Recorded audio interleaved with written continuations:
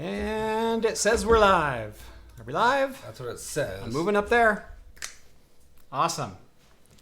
And we are live. Oh, okay. Welcome to Talking Heads, everyone. Episode 122. Your once-weekly live show for the latest in beer and tech news. I'm Jeff. I'm John. And I do not have the coronavirus, even though I might sound like it. Battling a little bit of a sinus infection that's kind of working its way south. It's just a... Just gonna do this the whole time, yeah, if you don't mind. It's just a sinus infection. It's fine. Nothing contagious. Here, try my beverage. It's really good. Right. Here you go, John. Try that. You didn't lick this mouse, did you? No, I did not. All right, welcome to the show, everyone. Thank you so much for joining us on this Wednesday night. If you are new to the show, this is our once-weekly live show. We talk about, well, things we like to talk about. It's usually about 20 minutes of beer or alcohol-related news right off the bat. Yep. We do about an hour and 20 minutes worth of tech talk, and then we transition into games, entertainment, pop culture, and lately it's been Star Trek Picard spoiler cast. Yeah. So I'm so excited for tomorrow. I know. So good. We can't start yet. I know. We do drink alcohol on the show, and if you are drinking along with us, whether it's alcoholic or not, please feel free to drop that in the chat, and we'll give some early show shout-outs here. While we do drink alcohol on the show is family-friendly both in language and content. Yes. So, with all that out of the way, thank you so much for joining us. John, what are we drinking tonight? Well, we're drinking... Sometimes I bring some... interesting beers for Jeff. What are you some, forcing upon me this night? It might be, sometimes they're like Bud Lights and special editions. Well, I am on a special, I'm doing something special for the next month for my channel. Yep. And I'm going to be seeing the effects, basically the effects of what the new low-calorie craft beers that are be coming out. Yep. And so, which has been the latest fad over the last 6 or 8 months. Exactly. So I want to see, can someone basically sustain that, still enjoy their craft beer, try to lose weight, do a moderate workout, moderate diet. Nothing overextensive, but still sit there and, I want a beer. I don't have to feel guilty about having a beer and still feel good about the flavors that's in these beers. Yeah. So I brought us low-calorie beer. And they're all under 100 calories. So I have Dogfish Head's, I think it's Slightly Mighty, low-calorie IPA. It's a 95-calorie IPA. 4%. 4%. 3.6 carbs, 95 cal. If you think that's great. 4%. We have the brewery's Bright Sparkling Sour Blonde Ale, aged in oak barrels. Okay. 3%. 3%. But it's 75 calories. That's true. 75 calories. I think it even has a gram of protein. Oh, no. Yeah, greater than 1 gram of protein. I guess it is still a full 12 ounces. Yeah. All right.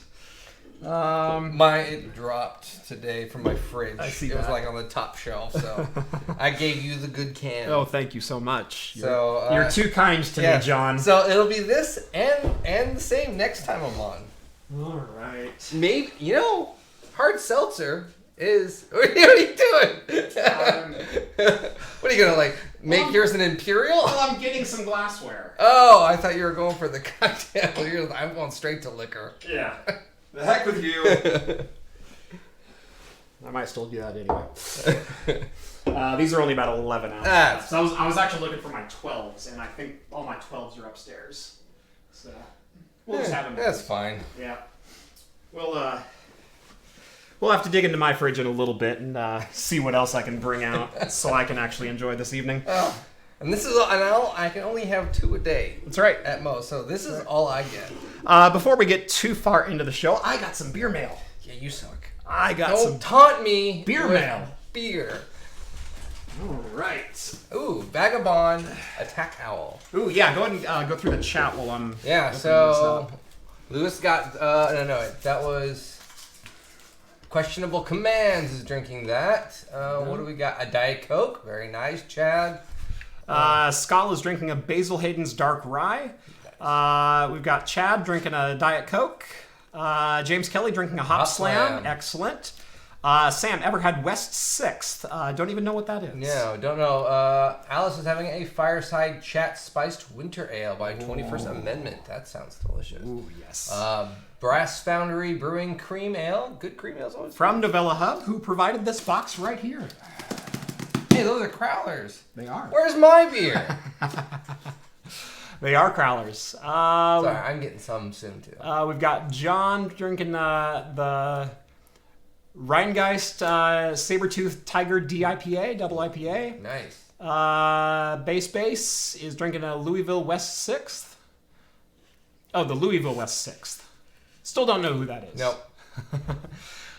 Sam Parkin low-calorie beer. Okay. Attack Owl by Vagabond. Okay, questionable commands. There we go. Someone Corona? I hope not. And Louis wants to know, what is our top 3 canned beers? Top 3. The problem is, when everyone says, what are my top beers, is I've got my top 11 IPAs. I've got my top 16 stouts. No, the problem is mine constantly varies because they're just coming out all the time. Like, are we going into winter ale season? Is it early spring and stout season? And new IPAs come out all the time. Is it the middle of August? I need a lawnmower beer? Yeah.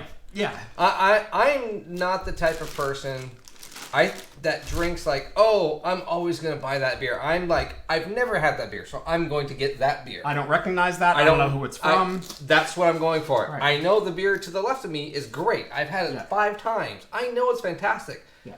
This one's $1 more, and I know nothing about it. I'm still gonna get that one. And the can art is kick ass. Exactly. Right. So that's what I do. All right. So we've got a variety pack here from Novella Hub. We'll start out with the 4 cans that he sent over specifically for Steve. Where's some? What is this? New Glower Spotted Cow. Oh yeah. Straight out of Wisconsin. Spotted Cow, and his wife is going to love this. Yes. So we've got 4 beers right there just for Steve. 3 beers. 3, yeah. 3 beers. It might end up being 3. You've got to review it. You have to. 3 beers. I'm. You know what? I'm making the executive decision. John, take that one home. All right. I can't review it for another month. That's true. Because it's over 4%. Yes, I know. Well, that's the thing, though. I've actually found for ABV, doesn't matter. Right. I even found a 4% beer that was 125 calories. Yeah. So I'm specifically even looking for it. Has to have a calorie count on it, or I can look up the state it had this how many calories. These ones are pretty cool. Lethbridge Brewing, Juice Z, North England or New England IPA. Nice, that's cool. Can art. Yeah, no, it's pretty sweet. Got a Godzilla type monster. Yeah, blowing some hot fire. Kind of like a Wayron Dragon Godzilla combo kind of thing. Juiciest monstrosity of hops. I'm seeing ABV. It's on there somewhere, I'm sure. You'd think. I've come across a few for some reason that they just don't. But anyway, this is out of Minnesota. So, let's see. We've got a couple of 2-packs of pints. We've got Crazy Ant from Insight Brewing, gin and tonic style ale. Ooh. Oh, yes. Oh, my man. That sounds delicious. Bro, thank you. Let's see. Double Dark Chocolate Coconut Stout from 56 Brewing. You can't have it, Jonathan. You can't have it. It'll age fine. Yeah, right. It'll age fine. I'm sure it will. 8.3. 8.3 ABV. Then we've got some crowlers in here, too. Some good old 32-ounce single-sitting cans. Junkyard Brewing out of Minnesota. Church Giggles Cherry Pie Tart. That doesn't look 32 ounces. That looks smaller. Ale with graham cracker, cherry, and vanilla bean. 5.9. Yeah. Yeah, interesting. Oh, that's got the church lady on it. Yeah. So, yeah. There's that. Montgomery Brewing Wu-Tang Kettle Sour. Blood orange and tangerine. So yeah, this is at $7.50. Okay, interesting. So yeah, interesting. I've never seen that before. Yeah. And then Montgomery Peanut Buster Porter, 6.4%. So These actually look like, I'm betting they're probably specialty canned at the... And there's our thumbnail. There we go. Just a tear of me. Yeah, right. We need the Jordan crying meme Yeah. over. Someone do that during the show. And Novella Hub, $2 donation. Enjoy the beer. Thank you so much, buddy. I'm sure I will enjoy this beer. Yeah. I'm sure it'll all be gone by the time I can enjoy this beer. It's okay. That's very likely. All right, let's go ahead and crack open the first one. All right, what do you want? You want an IPA or you want the sour? Boy, when you put it that way. I want a sour. All right. Sour first. So this is hibiscus and... Hibiscus lime. Hibiscus and lime, yep.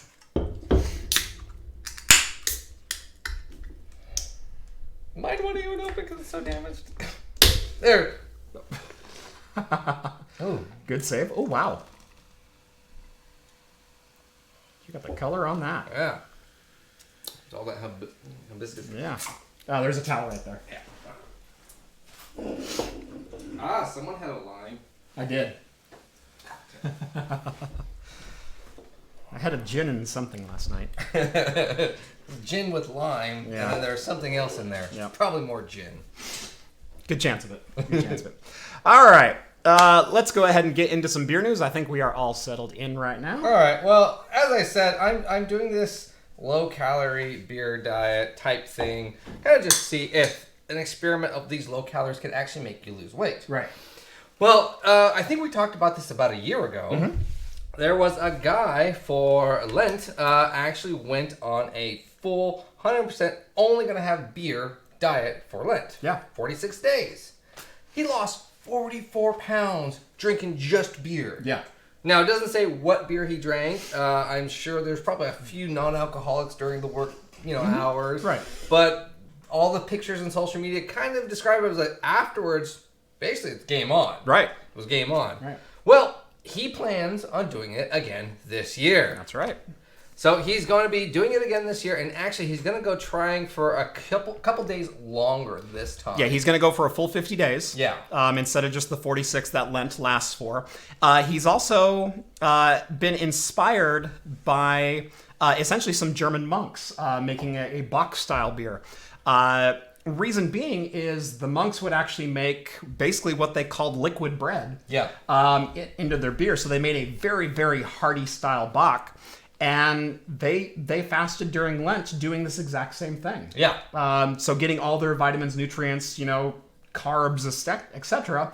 through their beer. Yeah. So there is some, history and science behind it. Right.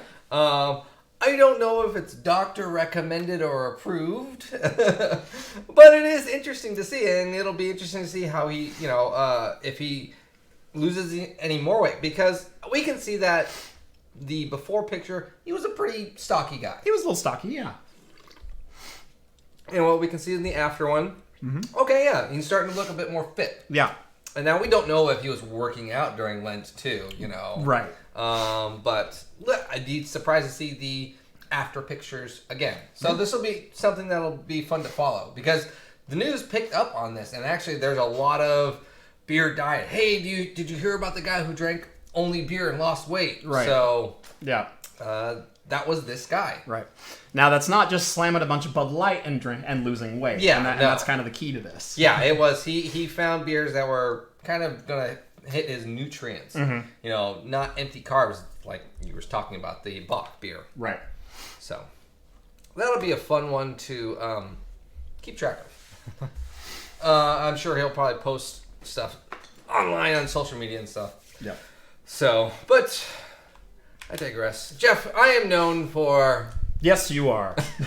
Yes, I am. But I am also known You're not for... bringing this on the show. Oh, I so am. So am. So, I'm known for bringing interesting domestics on this show. And guess who's coming out with a new interesting domestic? Budweiser. Budweiser. I hate you already. Budweiser. I'm just going to say, I hate you already. It's not even a special flavor. It's just going nitro. Nitro Bud. That's Nitro it. Bud. That's it. That's it. So they're carbonating this with nitrogen instead of CO2. And they've been trying to spin it in a sexy new rebellious way of, you can shake our beer and pour it straight down the middle of the glass. And have this pretty bartender and everything. It's like, Guinness has been doing this for how long? Quite a while. Quite a while. So they actually do recommend, though, that you do shake this beer. Right. And because the difference between this and a Guinness is that there actually is no activating ball. If you ever shake a Guinness, you'll hear a little ball, which is full of nitro. This has the nitrogen built into it. I'm betting this is very similar to how, like, some of the craft breweries' left hand. Yeah. Do we have... There we go. Can we mute it? It's already muted. Okay. Yeah, you're good to go. So we see the 12 ounce, and then she just shakes it up. Oh, ever so beautiful, and then just pours it. Yeah. Oh, and she said you have to let it rest. Yeah. So they're having to educate people what nitro is. Right. Nitro, you should see this cascade effect. Oh, I don't think I've ever seen that cascade effect in an amber lager before. No. So, it's coming on the show. It looks like at least it's only going to be 12 ounces. Well, there's that, I guess. Yeah. Good Lord. How's that sinus infection? You can hear it. I know you can hear it. In fact, I'm going to need to sneeze here in a second. Keep talking. Keep talking. Oh, yeah. Oh, there it is. So, yeah, there it is. So... Just trying to do it away from the mics. I guess we'll just go into the next one then. Because I had a point to bring up, but you're not here to bring it up. I can still hear you. Okay. Oh, what do you think of this beer? It's a low-calorie, 3%. It's actually kind of enjoyable. It is. Actually, it's very flavorful. Yeah. I don't really taste a whole lot of alcohol or anything like that, No. But as far as flavor and drinkability, very high. Mm-hmm. Reminds me a little bit of like the Ruby Red Squirt. Yeah, I can see that. A little bit tartar. It's a little bit tartar, a little less grapefruit, a little bit more on the hibiscus side, but very, very similar. Yeah. The way it, goes into you. Yeah. Yeah. No, yeah. It's good. All around, not bad. I'd rather have a big beer though. That's the worst part is I just put that brand new. Once these are done, I'm going to open an Imperial Stout. I'm going to hate you so much. I'm going to do that, right? Or have like a really hearty old fashioned. Yeah. Oh God, I'm going to hate you so much. That was. You deserve it for all the crap you brought on this show. You did this to yourself. I hate going into my fridge, and because I put that brand new beautiful fridge in, and there's all these rare big beers that are just like facing me, and I'm just like, I gotta drink this. Yeah. So, Spoon says time to self quarantine. Yeah, no, I did stay home on Monday. I was too sick to go into work on Monday. So some guy at my work yesterday coughed, and I guess he just had a drink, and one of the you swallow wrong and you start coughing out. Right. And I guess he coughed so hard, choked so hard that he threw what he drank up. Yeah. Just a little bit. It's like, it's a little bit of a vomit. Yeah. So the sales manager freaked out because he thought that was the bad beer virus that no one's supposed to talk about. Basically sprayed him almost with a full can of spray. And it was just foggy in there for like 2 minutes. Wow. It's like, dude, I'm pretty sure you probably just killed the man. Right. Holding the door closed. Yeah. So, it's a interesting thing. Everyone's anytime anyone sneezes, everyone freaks out. Yeah. So there is a little bit of a controversy on YouTube right now. A lot of the tech YouTubers are wanting to talk about the coronavirus and how it's affecting sales, and it's starting to impact manufacturing and distribution and shipping and all that kind of stuff. I'm done dancing around the subject on the show. I'm going to talk about it. I don't care if these videos get demonetized. The viewership after Talking Heads makes me no money. And so I would rather just deliver the news, and YouTube can pitch a fit, whatever, demonetize the video. Don't care. Good. Go see my coronavirus video. We're going to talk about it openly on this show because I don't care. If you want to donate a couple of bucks to the show to, still help bring the income in. Like I said, I don't make very much outside of donations on this show, but feel free. Yeah. Any donation we get, we read comments on the air. At least we try to as much as we can. Yep. So. Well, speaking of paying someone, Ballast Point, but 2015 sold for $1 billion. Yeah, billion. With a B. The B. Yeah. And, well, apparently it didn't do so well for this company, which is the same company that owns Corona, or was it Modelo? It's a Mexican beer company. I don't remember exactly which one. They recently sold it. Mm-hmm. This in 2019, late 2019, to an unknown. The Kings and Convicts Brewing Company. A brewing company that only produces about 250 barrels of beer. 250 barrels. If you don't know that size, that is basically the size of your neighbor's brew pub. Right. You know, really tiny, 1,000 square foot brewery type thing. Yeah. And they purchased it and with an undisclosed amount. Yeah. We're basically assuming very cheap. Yes. Well, there were rumors it was less than 60 million. Yeah. I mean, it was still a large investment for a small brewery. However, this small brewery was looking at opening a 48,000 square foot facility. And when they found out Ballast Point was for sale, they went, hell, we'll just buy that. Because they've got San Diego, and what's the other one? Well, there's Disneyland, too. There's Disneyland, yeah. There was a Virginia property as part of this. The Mexican ownership company. I forget. Yeah, I think it was the Modelo ownership group. They retained the Virginia location but sold the other two. Yeah. And so they, all of a sudden, Kings and Convicts Brewing now owns Ballast Point Brewing in San Diego. And there was another one, Illinois? Yeah, something like this. There's a couple. Yeah. But but the sale for that went final 2 days ago. Yep. So Ballast Point is now owned by a tiny little brewery, Kings and Convicts, and it technically now is back to being craft. That's right. We got one back! Yeah! But that's basically the only news for that part. Yeah. Spoon says, F yeah, take my money. It's $5 donation. Thank you, sir. At least he's not asking us to poop anything. Such a cute pup. Come here, pups. Come here. Both the pups are in here tonight. It's dog computing night. Yes, not cat computing. So this is Zeke. You all actually might remember Zeke.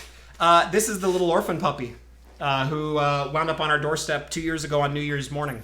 So we still got him, and he's a great little puppy. Just about as big as he'll get. Yes. Oh, thank you. Oh, thank you. And he likes to mlep. If you put something in front of him, he'll mlep it. Yep. See. So this is Zeke, and this is Ruby. Ruby's the big lover. Yep. Yeah. Very much a lover. She mlems a lot more. Yep. Yep. Oh, thank you, Zeke. Oh, thank you, buddy. Yes. Oh. Okay. So welcome to dog computing. Yes. Thank you. Good job. Okay. Up and down. On down. There you go. Good job. All right. Last beer news. So it has come out that the beer release news for most of the breweries have come out already, and so there has been a wonderful website that has basically documented it for us. Yes. If you are wanting to know when your favorite brewery is releasing your favorite beer, you could then go to this website, which I believe we have it linked in the description. Yes, go check out the site down in the description below. It's PorchDrinkingcom. Yep. But essentially they have, I think currently right now, like a couple hundred. Yeah. Maybe about 130, something like that. But some really big beer brand names. And they said they're going to constantly update this particular link with the next time, anytime they get updated with any kind of beers. And they have a wonderful little drop down at the very front. Hey, I'm looking for that brewery. And you can just click it and it'll take you right there. And it'll hey, look, Freem. Yep. So there we go. If I want to do it, now I can know what Freem beers are coming out and when they're coming out. Yeah, I'm looking at Hopworks right now. Yeah. So they have stuff from Oregon, they have stuff from Washington, all over the nation. They're trying to get all 3,000, or I think it was like 8,000 breweries on this list when they can. So go check that out if you are wondering when your favorite beer is coming out. Yep. Great resource to have. Yep. All right. Sorry. No, you're good. You're good. That was my bad. Usually you're still down there for a couple seconds. That was my bad. Anyway, that does it for the beer news. Yes. So let's change gears very quickly on over into tech. So Intel announced, what was this, earlier today? Yeah, earlier today. That they're finally admitting how far back they fell behind. How much they rested on their laurels. Yeah, we suck. Yeah. They're basically saying that. Yeah, we admit it. Yep. Intel openly admitted today, according to Tom's Hardware, that Intel says process tech will lag behind competitors until at least late 2021. Yes. Now, they say they will regain the lead once they hit 5 nanometer, that they're going to hit 5 nanometer before AMD. I still call BS because AMD's on track for 5 nanometer in 2021. Yeah, I know. And they didn't even state when they were going to be doing it. 5 nanometer. They said they're not even going to hit 7 nanometer till the end of 2021. Yeah. And so they're basically stating that our 7 nanometer is probably going to be AMD's 5 nanometer. Yes. That's kind of... Well, they'll catch up once they get down to 7 and AMD's at 5. Yeah. And then once we're at 5, we're going to dominate everything. Yes. Which, who knows? Might be accurate. Could be accurate, but Intel's track record thus far, not so much. He even went so far as to state of saying, yes, our 10, horrible. Yep. I admit it. He freely admitted saying 10 is not going to perform that well as we promise our investors. Yep. And they haven't even released 10 plus yet. So yeah, this is CFO George Davis talking at a press conference. Noted that despite being, quote, undoubtedly in the 10 nanometer era, the company felt it would not reach process parity with competitors until it produces 7 nanometer node at the tail end of 2021.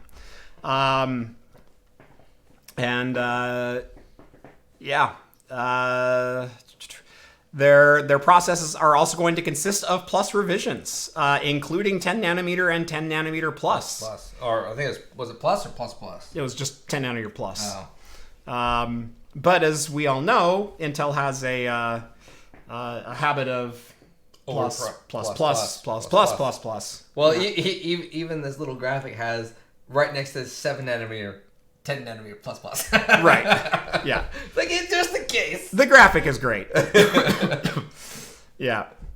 And Intel, it's like, yeah, you kind of got on 10 nanometer. You're not at 10 nanometer yet. You have 15-watt mobile chips at 10 nanometer that are out right now. Today, you have 10 nanometer mobile chips. That's all you have. So I don't even agree with this slide that claims that in 2019 Intel was producing 10 nanometer of volume. They're still not. They're still on 14 nanometer for the majority of their fab processes. Yeah. But I'm supposed to believe that by the end of this year they're supposed to be on 10 nanometer plus. They haven't even launched official 10 nanometer yet. Well, I guess technically it states 10 nanometer plus is the equivalent of 7 nanometer. No, it's not. Let's try this first. Intel, get a 10 nanometer chip on the market that can get 100 watts of performance out of it, and we'll kind of base your claims on that. Let's try that first. But I'm not ready to trust anything Intel says as far as when they're going to have the next fab out. Oh, yeah. Because we've seen nothing but delays upon delays upon delays. This is 6 years now. Well, and at the same time, they haven't even released a statement of planning of how they're going to do it. They haven't even what they have now and the SKUs that they've built. I mean, they're going to have to either dump a lot of money and lose a lot of money to just catch up. Mm-hmm. I don't know. Just the architecture that they even have right now doesn't make sense with the people in play and the hardware that they have. They can't catch up. I said 12 months ago that Intel is at the point they need to hit a giant reset button, go back to the drawing board, much like AMD did, and spend the next 4 years in R&D. And, put out what products you can. But I think that is the Intel plan.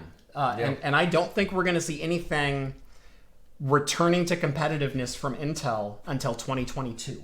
I wouldn't be surprised if not 7 nanometer comes out at the end of 21, but the announcement of something big, of like, here's the SKU or here's what we're coming up. That's going to be the 21 announcement, but we're not going to get it till 22. Yeah. But I said AMD's reset took 5 full years. It took them 5 years from 2012 until 2017 to come out with their new process. And then when their new process came out, it was revolutionary. It scaled very well, but it was still very immature. There still weren't a lot of people programming for it. There wasn't anything like Zen 1 on the market in use. And so it's taken the market 2-3 years to kind of adapt to this new process. Yeah. And it takes time. And you've seen, Ryzen get better and better performance, number one, through software, but number two, through fab increases, through going to 12 nanometer and then jumping all the way to 7. Oh yeah, and just like you said too, when the leaders are a completely different style of processors and way to program for Intel, when you're AMD and you're trying to bust out, hey, here's this new thing, trust us, program with us. No, your money's going to still stick on Intel. That's why it took so long for AMD. Right. Now, if Intel does go kind of more toward however AMD is going, they might shave some time. Right. Intel has far greater resources than AMD. Yeah. Far greater money resources, far better facilities, and for the most part, seemingly better talent most of the time. Most of the time, I mean, they have the money to get the talent. Yes, is the thing. Exactly. So I don't think this is going to be a 5-year reset, but I did quote 12 months ago, it's going to be 3 to 4. And it didn't start until last year. Yeah. So like I said, 2022 at the very earliest, I don't think we will see competitive products coming out of Intel until then. And even then, when they come out, they're going to be Zen 1 equivalent. They're going to be first generation products that, now we've got the power back under control, but we're still not reaching the performance of Intel.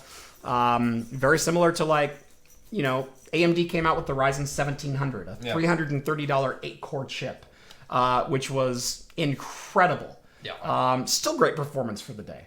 But even being that competitive forced Intel's hand to start lowering their product prices. Because remember what 8 cores cost in 2017? It was $1,000. Yeah. It was straight up $1,000. I remember this is 4 core, it's in my budget. Right. And that was like, yes. Right. Yeah, that was like $400 or $500 for a 4 core. Yep.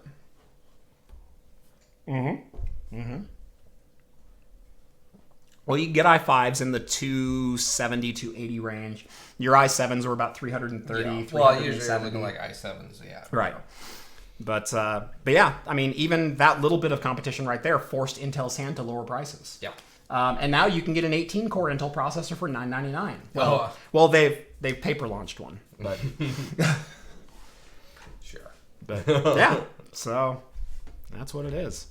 And Jim says, hit that like button if you haven't already. Thank you, Jim. Do it. Do it now. Do it now. Hit that like button. It's down there. Probably right there. It's over on this side. Around there. It's right about here. Yeah, it's right there. Right there. It's right there. Okay, remember that $1,700 10-core? Yeah, the, what was that, the 6850X? Something. Yeah. I do wonder, though, now that... Or 6950X. Now that he's admitted this, are the awesome advertisements going to go away of the back and forth competitiveness and the jokes? Yeah. Because that was some of the best stuff last year. Intel versus AMD, the ad placements and everything like that, the jabs. That was so great. Xeon was big, so were the dinosaurs. Yeah. Trade in your limited edition, was it 18? Yeah. Whatever it was for a new. Oh God, yeah. That was the 8086K giveaway. Yeah. Well, if you want to give us that, we'll give you a Threadripper. Yeah. That one was my favorite. And then some people, I think then when they came out that they did do that. Yeah. Yeah, some people did. They took them up on it. So that's funny. All right. Little off the beaten path here. Honeywell is taking on Google and IBM in quantum computing. Honeywell. Who were they? Right? Yeah, Honeywell. That Honeywell. Yeah, you know the one that controls your thermostat. Right. Yep.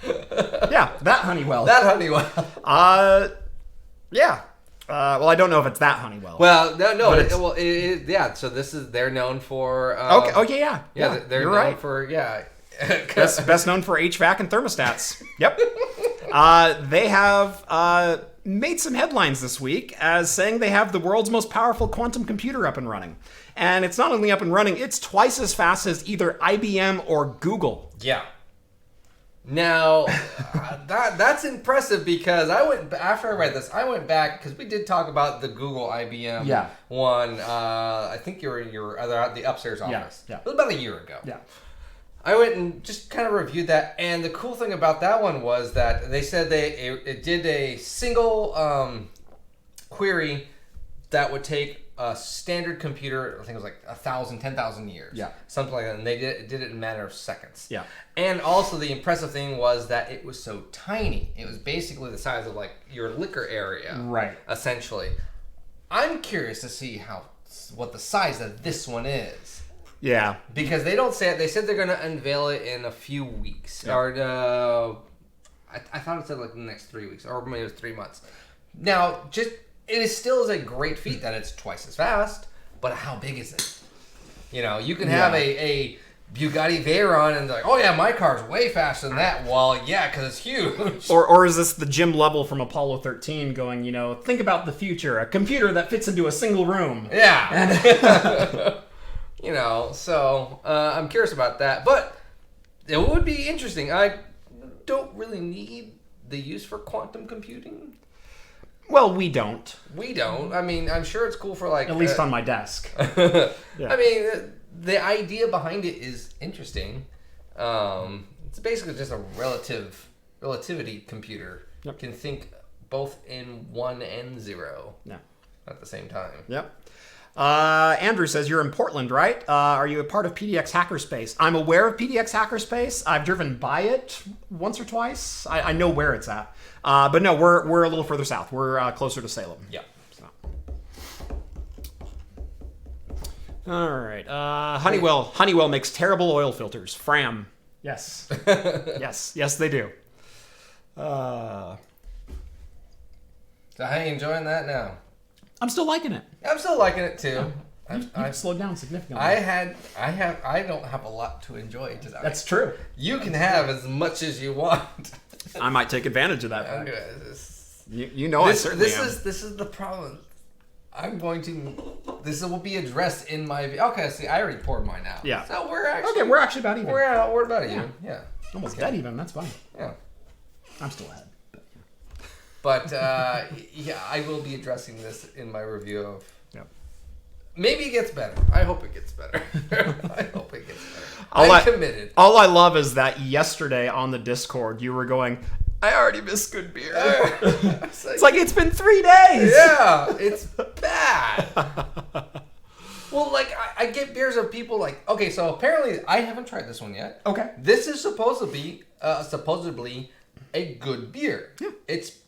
People are saying, "Oh, this is what I can have as a taster." I tried having Deschutes made one, and I've had recommendations from people that I know that was that their shandy, or which one was that? No, it's a brand new low calorie hazy IPA. Oh, really? Yeah, it's like called Low Fly or Low High. Interesting. Something like that. Was not good. It was not good. Huh. Luckily, I actually did have that Stone beer. That low session IPA falls in that category. So I get to at least have that. John Jay says, the one night Jeff's fridge is safe from the others. That's true. Oh, big spoon. $10. Hops and Brews. Hops and Brews. Boop. Craft Computing. He just sneezed. I am not doing that for $10. You don't want to see the crap that just came out of my nose. Yeah. No, Jeff should do a video where he steals my beer. Trust me. Jeff has good beer. Whoa. Don't sell it that short. You have more of it. I have great beer. I have really good beer. I have really good beer. You have really good beer. Yeah. And that really good beer you do have, I have 3 times the amount of that. You're closer to 5. Yeah, exactly. As I put it on Twitter, John is better stocked than my local bottle shop. Yes. Yeah. And then I went the next day and bought more. It was like, this is not enough. Mm-hmm. So, yeah. So I am filing as a business starting actually on last year's taxes, but on this year's taxes, I'm itemizing all my alcohol purchases. Nice. See, I need to do that, but I'm not a business. Right. So.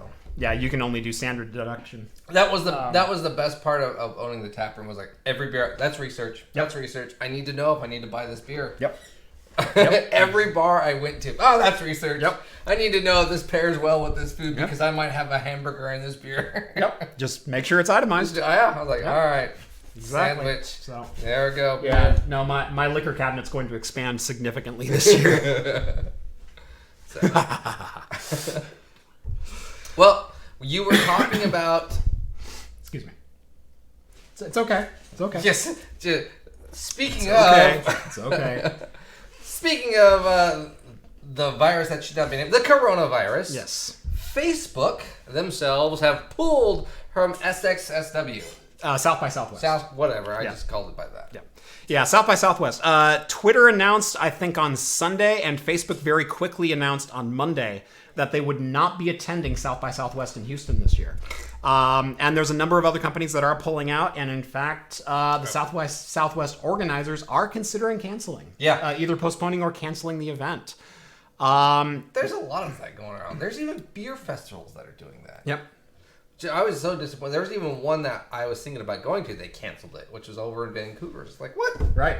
Yeah, no, there was a beer fest canceled in Vancouver. There was another cider fest that was just south of us that was canceled. Yeah. I'm sure the Oregon Brewers Fest is keeping a close eye on this. I wouldn't be surprised. I know. I mean, well, they're pretty far away. It's not until August, but they're not. They're saying this isn't going to go away quickly. Although a lot of times too, they do get a lot of foreign people coming in. Is the problem? Right. It's the largest outdoor beer fest in the West Coast. In the West Coast. West right. Coast, yeah.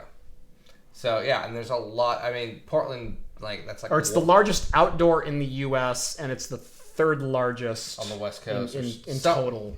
Something like that. Yeah. It's a very large one. Yeah. So, but yeah, I mean. The Portland depends on it for just its tourist attraction. Yeah. So. Yeah, it's a 4-day event that brings in millions upon millions of dollars to the city of Portland. Yeah. I do like Skull's idea. If you'd like to settle the argument of who has better beer, send your big beers. Send your best beers to 1567 Edgewater St Northwest, number 51, Salem, Oregon 97304. Skull, I owe you a beer. It's fine. Yeah. Any thoughts on how Corona, aka human malware, is affecting the markets and the tech industry? We talked about last week on the show that it's already starting to affect LG's panel production. Mm-hmm. It's starting to affect motherboard production. It's starting to affect shipping and receiving in and out of China. Yeah. It's already having a very noticeable effect. Just since the end of December, and really ramping up since about the third week of January. I mean, this has really only been a thing for about 5 weeks. And so it's kind of startling, number one, how quickly it's spreading. There are now 94,000 cases worldwide, and I believe of those 94,000, there are about 3,200 deaths, or about a 3.5% fatality rate. Yeah, I think right now it's a little bit lower than that, but yeah. No, the CDC updated it this morning. Oh, okay. Yeah, so then, I'm quoting an article from this morning. Okay. So, and then on top of that, we really don't know all of that because China doesn't release everything. They're pretty private about it. They're being actually pretty open about how many they're testing and. Oh yeah, they're doing that. So I would be interested to see. Yeah. But as far as statistics of. So far, there's no been there. It's only been really affecting a lot of people that have pre-existing disease, at least here in the U.S. Yes. And the majority of the times, the majority of the fatalities have been elderly, or older or compromised immune systems. Yeah, and a lot of those cases too. The other ones are very mild cases of them. So it's yes, you have it, and so we're going to knock you down, but it's very mild. Right. But the other thing, like you said, it's very contagious, and they're stating that you're still contagious like up to 2 weeks after. Yeah. And 2 weeks before, so it hangs around a lot. Yes. So you can have it for 2 weeks and not know it. Spread it around, get through it, whatever. 2 weeks after that, you still have it. Right. You know, it lingers for a long time. Yeah. So it's not something to mess around with, but yeah, it's certainly affecting the markets already. Yeah. I did manage to get some shipments from China actually relatively quickly this last week. I had a couple of things come in that I ordered middle of February. But there's a lot of shipments that I have some of my industry contacts saying that, you know, we were going to launch this product. We're delaying this one for a couple of weeks at least until we can get our industry partners back up and manufacturing and shipping again. So it's certainly already having an impact, especially in mainland China. Yeah. Well, it's funny. Even my wife and Amazon are having trouble. My wife went on Amazon and she tried just buying. She wanted to see what sanitizer. They were sold out. Yeah. Amazon was sold out of sanitizer. Yeah. And they were selling like a 10-pack for $90. Yeah. And it was just like, geez, this is ridiculous. Anna, she's the PR manager for Fractal Design. She sent out a tweet the other day that said, so I went to like 6 stores on my way home late yesterday trying to find hand soap and sanitizer, and everyone was sold out. I'm either really proud that all of a sudden we're all taking hygiene thinking of it so highly, but I'm also really concerned that no one was washing their hands before. Oh yeah, I know. Well, yeah, they were saying that the face masks don't really do anything. It's washing your hands. Washing your hands. Yeah. 30 seconds with hot water with soap. You know, use sanitizer after touching someone else's keyboard if you're in IT or computer or whatever. If you go to the store after bagging groceries, possibly like my wife and I, we have a little bottle of sanitizer in our car. Yep. As soon as we get back into the store, into our car. Yep. Before we even turn the keys on. Yep. Because how many people have touched those bags of food, boxes of food? Who bagged that food? You know, who used the shopping cart before you did? Or you touched it. Do y'all catch that, folks? Jeff ordering some things from China. Chinese motherboard, graphics card. Oh my. It's one of those. And it's one you've never seen before. All right. Moving right along, because I think that's enough talk on the coronavirus for the evening. Let's speak of your love of Apple. My love of Apple, yes. It's a love-hate because, and I've talked about this before, I just expect more out of Apple. I expect them to have better integrity than they've had over the last decade. Well, anyway. They're paying for it now, Jeff. Oh yes, I'm sure. I'm sure this is really going to harm their bottom line. I know. This is a rounding error. Do you realize $500 million is 0.25% of their cash holdings right now? Oh, yeah. Cash on hand. Not even assets. Cash. Yeah. Aren't they like the number one company to have cash? Yeah, they have like $203 billion in cash. Yeah, they have more than the Private Reserve or Gold Bond Reserve or whatever, Fort Knox. Yeah. I actually think they have more than the United States running, I think, for like the past 8 years. Yeah. Cash on hand. Yep. You tease. But stay tuned. Apple was caught throttling older iPhones. Yep. Because of course they were. Because we've known about it since the iPhone 3G. So something finally went out. But so sorry. A waifu motherboard trying to beat Gamers Nexus to the punch.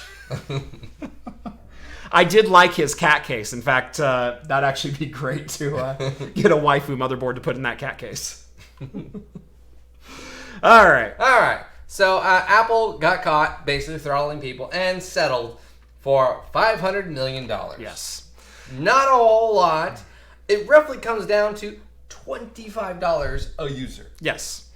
So if you had one of the affected iPhones, which is the iPhone 6, 6 Plus, 6S, 6S Plus, 7, 7 Plus, or iPhone SE, that ran iOS 10.2.1 or later, then you are entitled to $25 per unit you owned.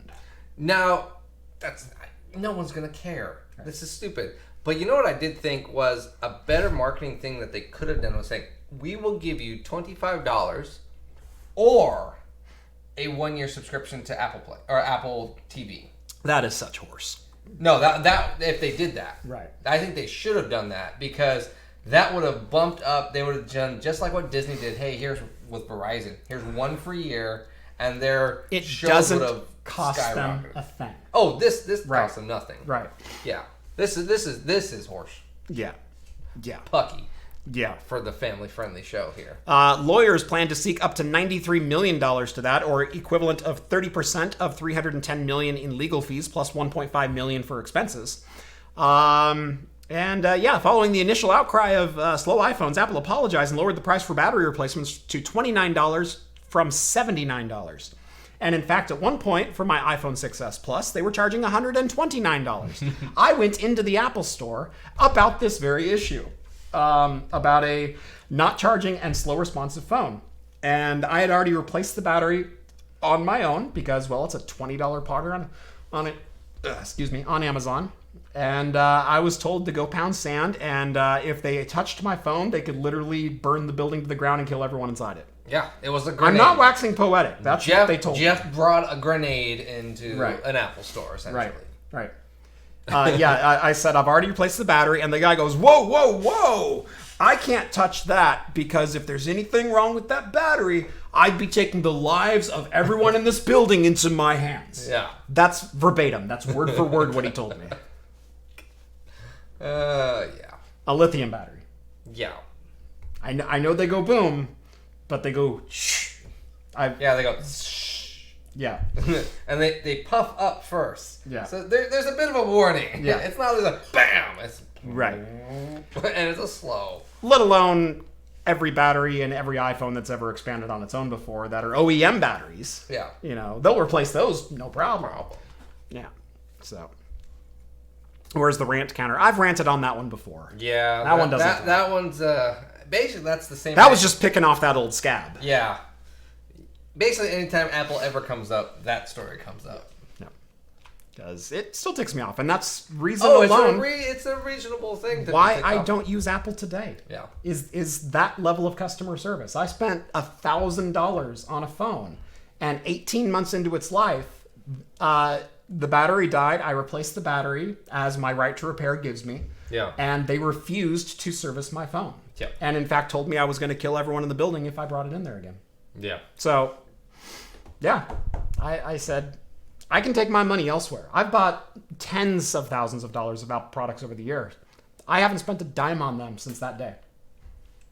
Oh yeah, that was almost like just before you started this channel. It was just after. Oh yeah. Yeah. Because before that incident, I did my Mac Pro rebuild video. Yeah. And I was, I used Apple almost exclusively. Yeah. For a lot of things. I used it for my video editing for the first, 30 episodes of Craft Computing. And that's what we streamed on for over a year. I remember that, yep. Yeah. But Apple turned a corner sometime middle of the last decade and became so anti-consumer. They've always been a little bit anti-consumer, but they really, They started drinking their own Kool-Aid. Yes. They really started believing everything, like, we can do no wrong. Right. If we say it, it will come true. Right. Even if we don't build it, we just have to say that this product is the best. Tim Cook is getting high off his own stash, and that's the problem. Yeah. Yeah. So. Anyways. Nvidia news. Nvidia news. This one's juicy. This one's interesting This one's because very juicy. if it's true, it's a big card. It's a big card. It's a big card. Big Navi who? Is what I want to say. So Nvidia reportedly has a graphics card ready for production with 7,936 CUDA cores. That is more than double the amount that is on a 2080 Ti. Yes. That's basically double. It's more than double of 2080. Right. Yeah. This is not a dual GPU card. This is a single die with 7,936 CUDA cores and 32 gigabytes of HBM2 of high bandwidth memory, graphics memory 2. So, yeah. Yeah. Now, this is only this is basically just been benchmarked. Right. Kind of found by secret. Yep. By mistake. There's no name on this card. It was basically just benchmarked, and they're like, hey, why is there an NVIDIA graphics tag on this GPU number 3, and where is this CUDA core count coming from? Right. It almost looks way too good to be true. Yeah. So if you scroll down to the chart right there, up one, This right one. there. Yeah. So these are the 3 GPUs that were seen. So there's and we know the number of stream processors and the number of CUDA cores and the frequency that they were running at. Now these were running at lower frequencies than we're used to seeing. 1100 megahertz for the top 2 and 1010 megahertz for the bottom one, for Nvidia or for GPU 2. But the CUDA core count is what is super interesting. And stream processors, they go hand in hand. Yeah. You can see the most CUDA cores that have ever been put on a single card have been the Nvidia Tesla V, which has 5,120. Yeah. This one comes in at almost 800. Right, at 7936. You can see at the very bottom of that chart the RTX 2080 Ti at 4,352. Yeah. So, yeah, just shy of double a 2080 Ti. Yeah. Oh, and also with a new architecture. Oh yeah. Likely. But the thing is, though, okay, what does the 2080 Ti cost right now? Right. Oh, it's spendy. It's very spendy. What do you think this new GPU is going to be? Now, the really interesting thing, scroll down to the next chart right there. This was from a single graphics device. This is not a dual GPU. This is not SLI. This is not, NVLink or anything like that. This is a single graphics card. Yeah. Now, I have a couple theories on this. Because number one, we've been hearing for the last couple of weeks that there might be a very large NVIDIA die on the way. This is the first, evidence that we have that it's appeared in a benchmark. But we've all been really disappointed in the enthusiast community that multi-GPU gaming has gone away. I was an SLI and a Crossfire junkie. I loved running systems with multiple graphics cards. Yeah. I started all the way back on 2008 running a dual 9800 GTX Plus cards. Okay. And since then, I've had, I think, 4 different Crossfire or SLI-based systems. In fact, when I started this channel, I was running a pair of RX 480s in my water-cooled build. A couple of weeks after I started the channel, I sold those and bought an R9 390. I love Crossfire. I love SLI. What this could be is NVLink on the enterprise side of things, on the Quadro side of things. If you use an NVLink bridge and you NVLink 2 cards together, they act as one card. It enables the GPU on one card to see and read the memory from the GPU on the other card, and vice versa. And the NVLink bridge gives them enough bandwidth to do that in real time. And so the traditional rule of if you have SLI, you can only use shared memory between the two. If you have a 2 gig card and a 2 gig card, you don't get a single 4 gig card. You get 2 2 gig cards, sharing 2 gigabytes of memory. Oh, yeah. With NVLink, it is expanded your memory. So a 2 plus a 2 equals a 4 gig card with double the graphics processing, or double the CUDA cores, essentially. This may be essentially NVLink coming to graphics, GeForce. Yeah. Coming to CUDA and rasterization and gaming technology. Or it could just be a really big freaking die. Could be a huge thing, and you're gonna always have. Right. You're gonna get it, and it's gonna be like this. Right. You thought 3-slot cards were big. Oh boy.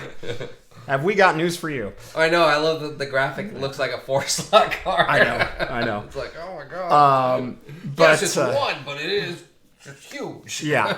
But part of me thinks this is just going to be a really big die.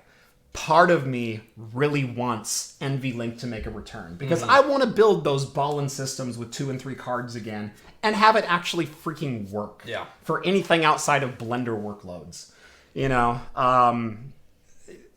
I just want that again. I know it's a waste of space. I know it's not practical. I know it's not power efficient. I don't care. I want the look. I want the big, noisy graphics Right. Right. You just want that motorcycle, that chop. Yeah. You just want to be that guy. Yep. But with my graphics card. Yep. Hey guys, check it out. I want the headers pointing straight out the, the hood. That's what I want. Jeff's gonna chrome all these headers that do absolutely nothing. It's cool, guys. It's cool. I want to go, hey John, you like apples? What about these apples? That's what I want. I want the ball-in system. And because I'm an enthusiast. This is what we like. Oh, yeah. And so it always upsets me every single generation. I have to go back and test, well, how's SLI work now? Oh. They want to know if it'll do Pong and RTX. Likely. Probably. I think it's going to be crisp. That square. So it has been basically an hour on a 30% beer. Yeah. It's time to open the dogfish. Yes. 3.6 carbs, 95 calories. Supposedly. I can already smell it. It says it has lots of flavor. I don't like. It smells like a good IPA. Smells very grassy. India Pale Ale brewed with monk fruit extract. I don't know what monk fruit. That's probably what I'm smelling, because it doesn't smell like hops to me at all. It smells like wet grass that I cut yesterday that sat overnight at about 75 degrees. It smells like old hops. Yeah. That's what it kind of smells like to me. It smells like I left my hops in my freezer for like 2 years and I opened the bag. My dog was just rolling around in wet lawn clippings. That's what it smells like.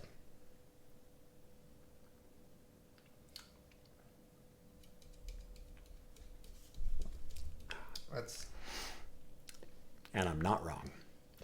That's interesting.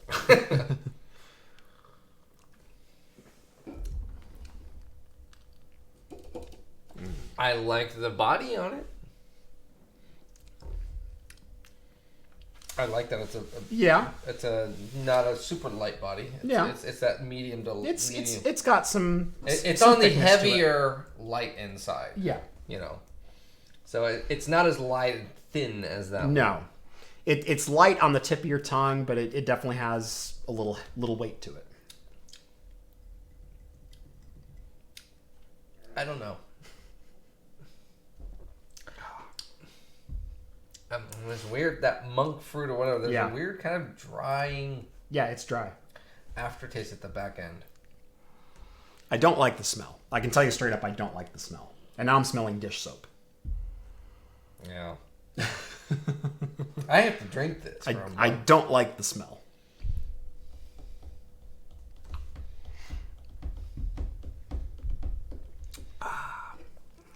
So, how many people think I should suffer with John, and how many people think I should open a nice big beer?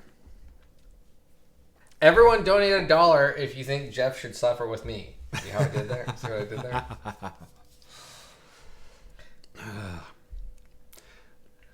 Or just voice your opinion. Yeah. Because we'll get the answer here in just a second. How many people think that I should have to suffer along with John for his diet? Yes. Yeah. No, I don't agree. Come on, we've suffered through all the different Bud Lights. I have 20 or more double-digit beers right there. Come on! At least 20.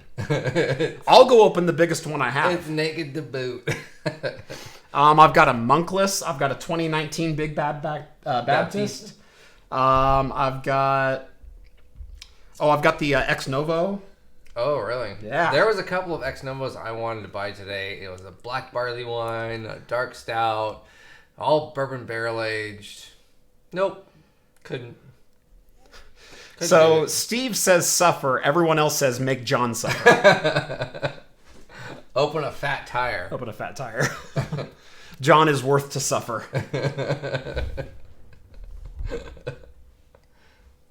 Still better than Bud Light Orange. It's very true. That is very true. Very true. I would rather drink this than Rev says I'm donating $2 to counteract a 1.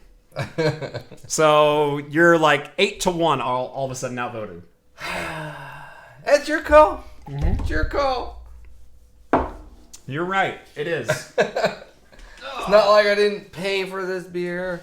Brought it over. Drove here to be on your show. Yep. Have to drive home to be on your show. Pretty good. Oh, shut your mouth. You know, the one you gave me. I know. If you spill that. Oh, look. There's a Rogue 2020. Uh-huh. Oh, yeah. I forgot I had that. Deschutes Abyss. Oh, yeah. That's nice, too. Yeah, there's some nice stuff in there. There is some nice stuff in here. We got a Dark Muse. Oh, look. You can have a Hefe. Yeah. Whimper Half. I do have one of those. Let's see. You know what? I'm going to go With a triple. Screw you. Screw you. a triple. So this is the Ninkasi Megalodon. This is a 10% triple IPA.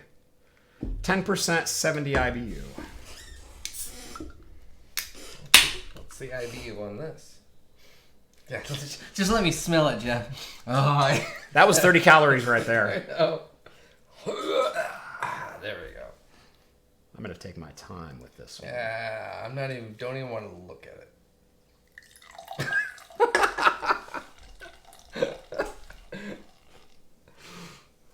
You're lucky this is a family-friendly show, Jeff. Oh, yeah. Look at that. It's actually got a head on it. Ooh, yeah. Who needs head? Not me. I like my beer to the brim of the glass. Yep, that's how I like it.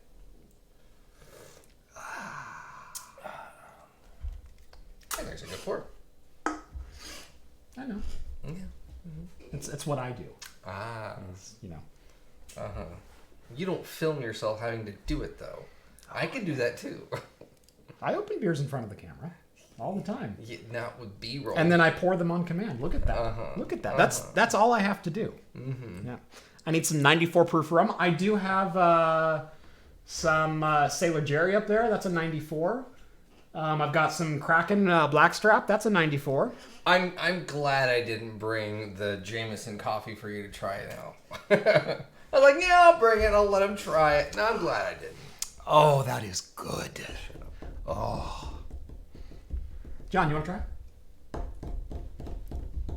I can have like a sip and then that's all I can have. Yeah. Oh, man. Drink 2.5. Thank you, Skull. Moving right along. Last little bit of tech news here. This one I'm actually sorry to see. I truly am. So, since the mid-90s, there's been a project called SETI at Home, the Search for Extraterrestrial Intelligence. They have been leveraging basically the power of distributed computing. Yep. They've said if you would like to help us decode information or analyze information that we're recording off giant satellite dishes in the search for extraterrestrial life, we'll give you chunks of data. So basically think of this as Bitcoin mining, but for aliens. Yeah, and you don't get paid anything. Right. And basically it ran as a screensaver for years and years on a lot of people's computers. I ran it late 90s, early 2000s on my computers and whatnot. But basically they gave you a chunk of data, your CPU cranked through it, and then sent them the results, and they went from there. Yeah, its whole big thing was it did it during its idling process, hence the screensaver part. Yep. So it never actually affected your computer. Right. The SETI program is shutting down. After basically 21 years? Right. Yeah. Started in 1999, and after 2 decades of sifting through signals from space, the program is ending, according to SlashGear. So March 31st will be their last official day. Yep. Which is interesting. They can, if they just waited a little bit longer, they can get all those mining rigs. Right, exactly. Yeah. Yeah, why didn't anyone turn this into a Bitcoin generator? Into a cryptocurrency Right, thing? right. Decrypt so much from us. Decrypt so much from us, we'll give you some money. Right. Or if the coins are in space, Trust us. Right. They're out there. Go mind that. Get Steven Seagal to endorse it. They'll lose money. Yeah. So he got in trouble with the SEC. Big deal. Yeah, so what? He got paid to basically sell that product. And made so much money in the process. Yep. That's basically it for tech news. Yep. Enjoying that beer. I see you were drinking it a lot faster than the last 2 beers. So much. Okay. Well, I guarantee that won't fill it. I drink more of that beer than you have. That's the rest of the can. I know. That's the rest of my can, too. My beer is lower than your beer. Because I'm drinking it slower because I have to make this last the next hour. So I still outdrank him. Your bed's like 20 feet away. It's a 4%. 95 calories. Yeah, that's very true, too. What's the calorie count on that? 300. Don't want to know. Don't want to know because I don't care. Speaking of calories, do you remember the Rick and Morty episode of season 3 opener? Yes. Of the Szechuan chicken sauce. That's one of my favorite episodes. It is actually still a great episode. I love that episode. And it. You said it was promoting a movie? This is delicious. And apparently that gave such a big fan spike that people demanded they bring it back. And McDonald's did. They brought it back for 1 day. Yeah. 1 day, and places sold out instantly. Like, there was little riots going out. No, I remember passing the couple McDonald's that are near me, and they were lined up on the street trying to get it. There were McDonald's, people saying they were camping out for this, and then people started selling it. Well, it's coming back. And it's thanks to, probably is thanks again to Rick and Morty. Yep. Daryl says, what are my thoughts on last week's Star Trek Picard? Wait 20 minutes. We'll probably spend a full half hour on it. Probably. So 9:30, we'll jump onto it. But yeah, Szechuan sauce is coming back. Yep. For another limited time only. Yeah. And it just so happens to coincide with the release of the Mulan movie. Right. Very similar to what already happened. Yeah. So, but McDonald's Facebook page released this photo. That photo. Basically. So much bigger now, thank you. Yeah, well, you know what I mean. Whatever. Shut up. It was technically a little bit bigger. The Facebook post is no longer available. No. Interesting. But yeah, they don't outright say it's Rick and Morty and it's all thanks to them, but The hand's coming through a the portal. hand's coming through Give me a Rick break. and Morty portal. Give me a break. Yeah, exactly. Come on. We all know what this is. Yeah, so all it is just said, coming soon, the best sauce in the universe is Rick and Morty. Yeah, that's Which universe? Oh, okay, there you go. Technically true. Which There's universe? Infinite number of them. That's right. So be on the lookout for that. If you love that sauce or are interested in buying that and probably selling it on eBay, be on the lookout. That's it's right. coming back. It's coming back for longer than a day this time. Yes. So, because it was about 2 years ago that they brought it back. 2 or 3 years ago they brought it back. Yeah, it was about 2 years. 2 years ago. 2018. Yeah, 2 years. something like that. Yeah. Whatever. But coming back for a limited time still, but a longer duration than last time. So. Yes. Again, I'm pretty sure it's probably to coincide with the Mulan movie. Yeah. I wouldn't be surprised. Yeah. You want to do this one? Sure. So there was a little bit of panic that went out this last week because, NASA just published a piece that said that we're going to experience a near-miss asteroid next month. We're doomed!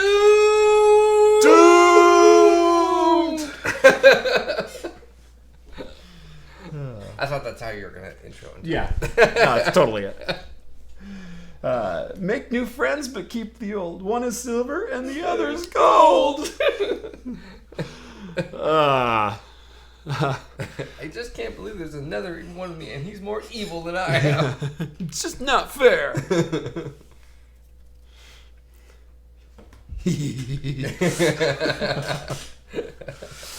Anyway, enough of the Bender references. Can John sleep on your bed? Jeff, hashtag sleepover. Actually, I do have a hide-a-bed right He does there. have it, but I'm drinking these 2 beers. I could have these 4 beers, and there's less alcohol than that. Yeah. Because remember, those are 12 ounce. This is a full pint. That's a full pint, and these are 2 4s and 2 3s. Yeah. So this is same percentage. So yeah, actually, yeah. This is that one. Yeah. So I wouldn't bet that's probably about 400 calories. There. Yummy ABV. Yum. So good. Anyway, we're all doomed. We're all doomed. Doomed. Yeah. Thank you. Anyway, NASA posted a thing that said there's going to be a near-miss asteroid next month. And a couple of people started losing their minds. Now, not mass hysteria, but a couple of people started losing their minds. It wasn't until NASA revealed the actual distance that it's going to pass by us, which is about 3.9 million miles. Now, it is a 4.2 kilometer diameter asteroid. It's a big boy. Yeah. It's a planet killer. It's one that, if it hit us, we wouldn't have to worry about the coronavirus anymore. Nope, and we wouldn't really have to worry about plagues or anything like that. No, it would. We're mostly dead. Yeah. Right away. Yeah. Yeah. We're calling, hey, is there a local bunker I can fit into? Yeah. No, it doesn't matter. Yeah. For probably half the population of the world won't matter, and then the other half, well, you'll be dead soon. I don't want to set the world on fire. What song is that? Fallout. Oh, okay. I just want to start a flame in your heart. There you go. Sorry, terrible reference. Anyway, so 3.9 million miles. To put that in perspective, the moon is only 234,000 miles. Yeah. So it's about... Between the moon and Mars? It's about 20 times as far away as the moon is. Yeah. And it's never going to touch us. It's never going to hit us. The moon absorbs the majority of asteroids that come our way anyway. Yeah. And the ones that usually make it through are so small, they just, fireball in the sky kind of thing. Yeah, fireball in the sky. And if they make it to Earth, they're usually a little pebble like this big. And they might make like a little 1 by 1 foot crater. Yeah. If that. There's been a couple that have hit houses and taken out a stove. Yeah. I mean there have been in the past some big boys. Oh yeah. Yeah, there's been some craters. I've actually been to one before. Yeah. So they're big, but nothing. Yeah. It'll take out your house and your neighbor's house, something like that. Yeah. So while yes, it's a big boy, it's a planet killer, it's something to be on the lookout for. It's also justification not to take NASA's budget away. Yeah. Because if one was going to hit us, I'd kind of like to know a couple days in advance. Oh, yeah. So, but this one, nothing to worry about. You're all going to be fine. It's all cool. You got a telescope. It's probably really cool to watch. Everybody calm. You're not going to see it with the telescope. 3.9 million miles away with a land-based telescope. I got that. I'm on top of the hill and I can't see. And I can't see crap. One of the internet's oldest memes is getting its own documentary. Fill in your guess now as far as what meme you think deserves its own documentary. Oh, it's got to be one of the baby faces. Ooh, that's a good one. Like what's the baby face in the sand? He's kind of like doing that. Oh yeah, the yes. Yeah. That one's a good one. Yeah, that is a good one. That's been used all the time. Yeah. Technically, actually, no. Grumpy Cat has gotten its own movie. Yeah, Grumpy Cat did get its own movie. It wasn't a bio movie, but it was its own movie. Voiced by Aubrey Plaza. Yeah. Yeah, let's see. There's what else? The Psycho... Or no, there's the... there's Lightsaber Kid. Lightsaber Kid. There is the overly douchey white guy with the baseball cap and the coat. And the Scumbag Steve. Yeah, Scumbag Steve. Scumbag Steve. Limp Bizkit wannabe. Yeah. There's the creepy girlfriend one with the eyes. Oh, overly attached girlfriend. Yes, overly attached girlfriend. Yeah. Those are all. By the way, my wife's brother does the male version of that. He does too. He's totally got them. He's got that. Yeah, he can do that. Yeah. I Can't Has Cheeseburger? No, but good guess. You're in the right age.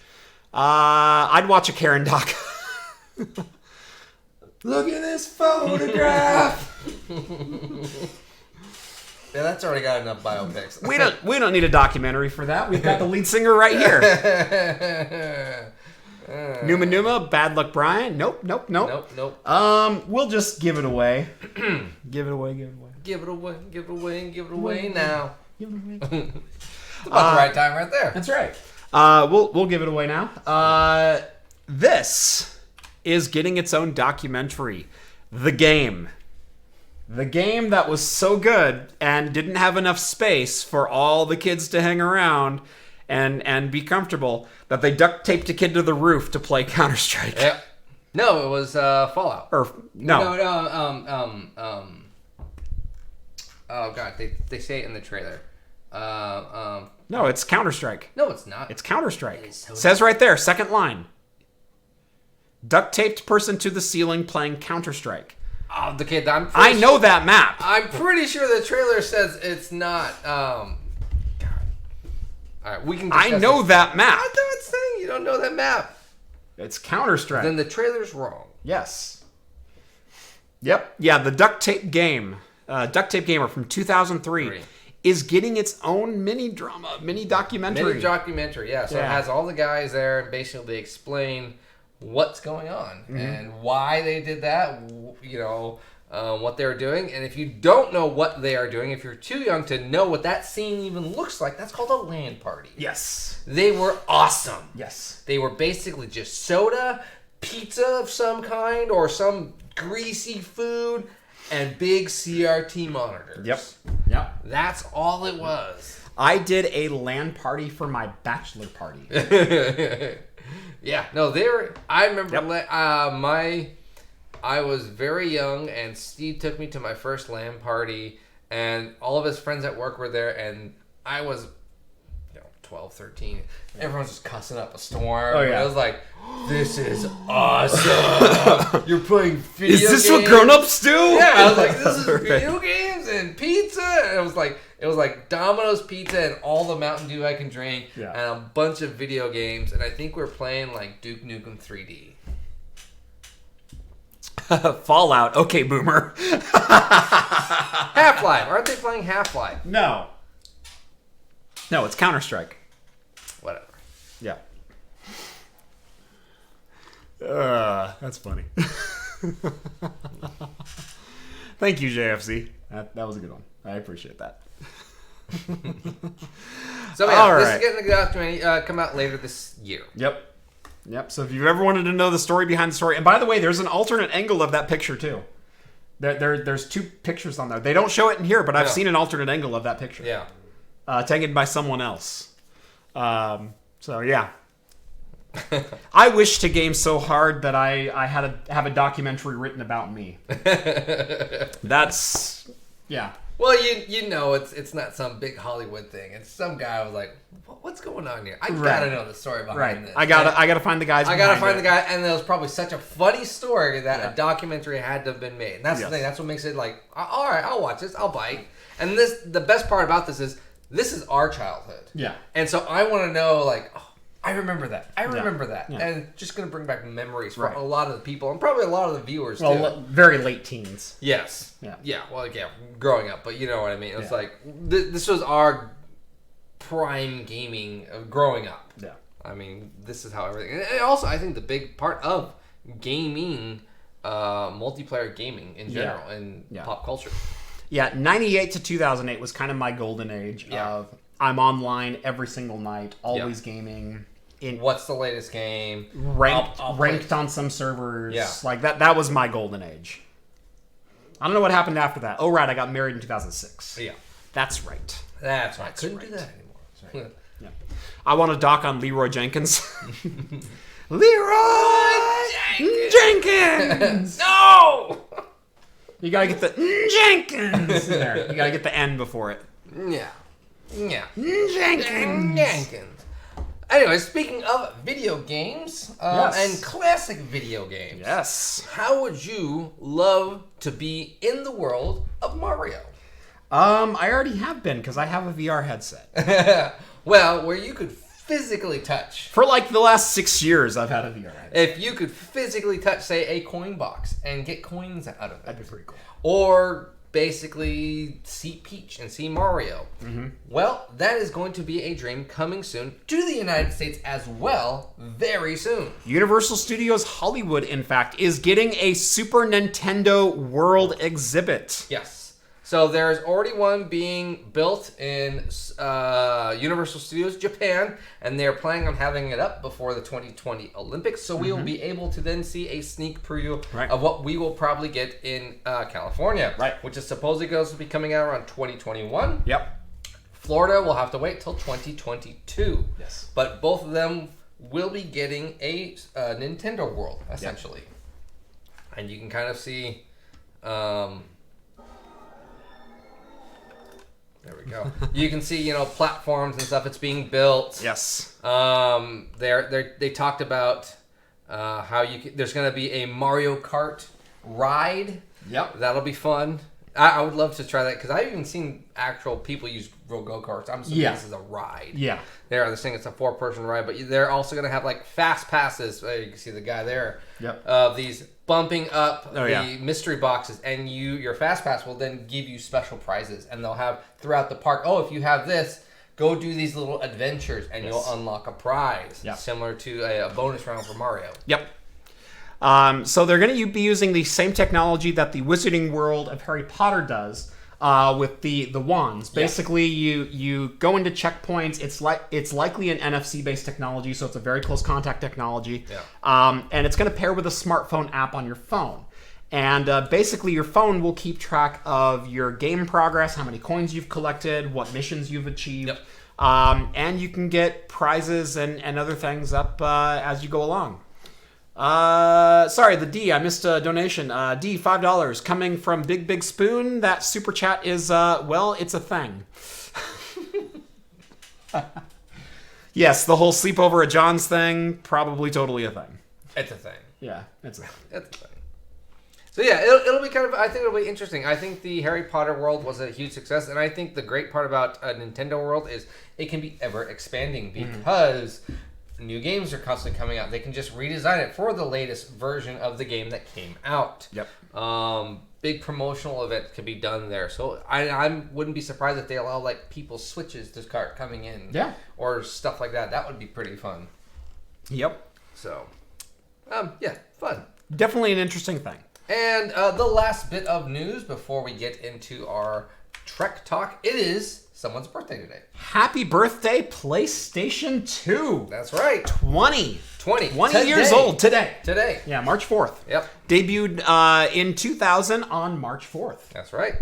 So, happy birthday, PlayStation 2. Did you ever have a PlayStation 2? I got one later after the Thin came out. Yeah. So, and I bought one of the bigger ones because they were cheaper. Okay, yeah. So, but I only bought it for a few games. Yeah. I bought it for, what was the Disney one? And Kingdom Hearts? No, Kingdom of Hearts. Yeah. I bought it for basically Kingdom of Hearts. Yeah. And the Final Fantasies. Yep. I played the Final Fantasies on there because I had a PlayStation basically just for Final Fantasy, for Final Fantasy 7, 8, and 9. Yeah. And then I got X on PlayStation 2. Gran Turismo was always my jam on PlayStation. I 100%ed Gran Turismo 3. I didn't 100% Gran Turismo 4 A-Spec, but I owned it. Yeah. No, I remember when it first came out though that a lot of people bought this just for the fact that it was a DVD player. Yeah. It was, I think at the time, the cheapest DVD player, or one of the cheapest DVD players you could even get. It's one of the things that led to the success of the PlayStation 2 was the fact that it also served a useful purpose to the non-gaming crowd. Yeah. And it was kind of the introduction to that. I mean, we take a lot of the smart TVs for granted these days.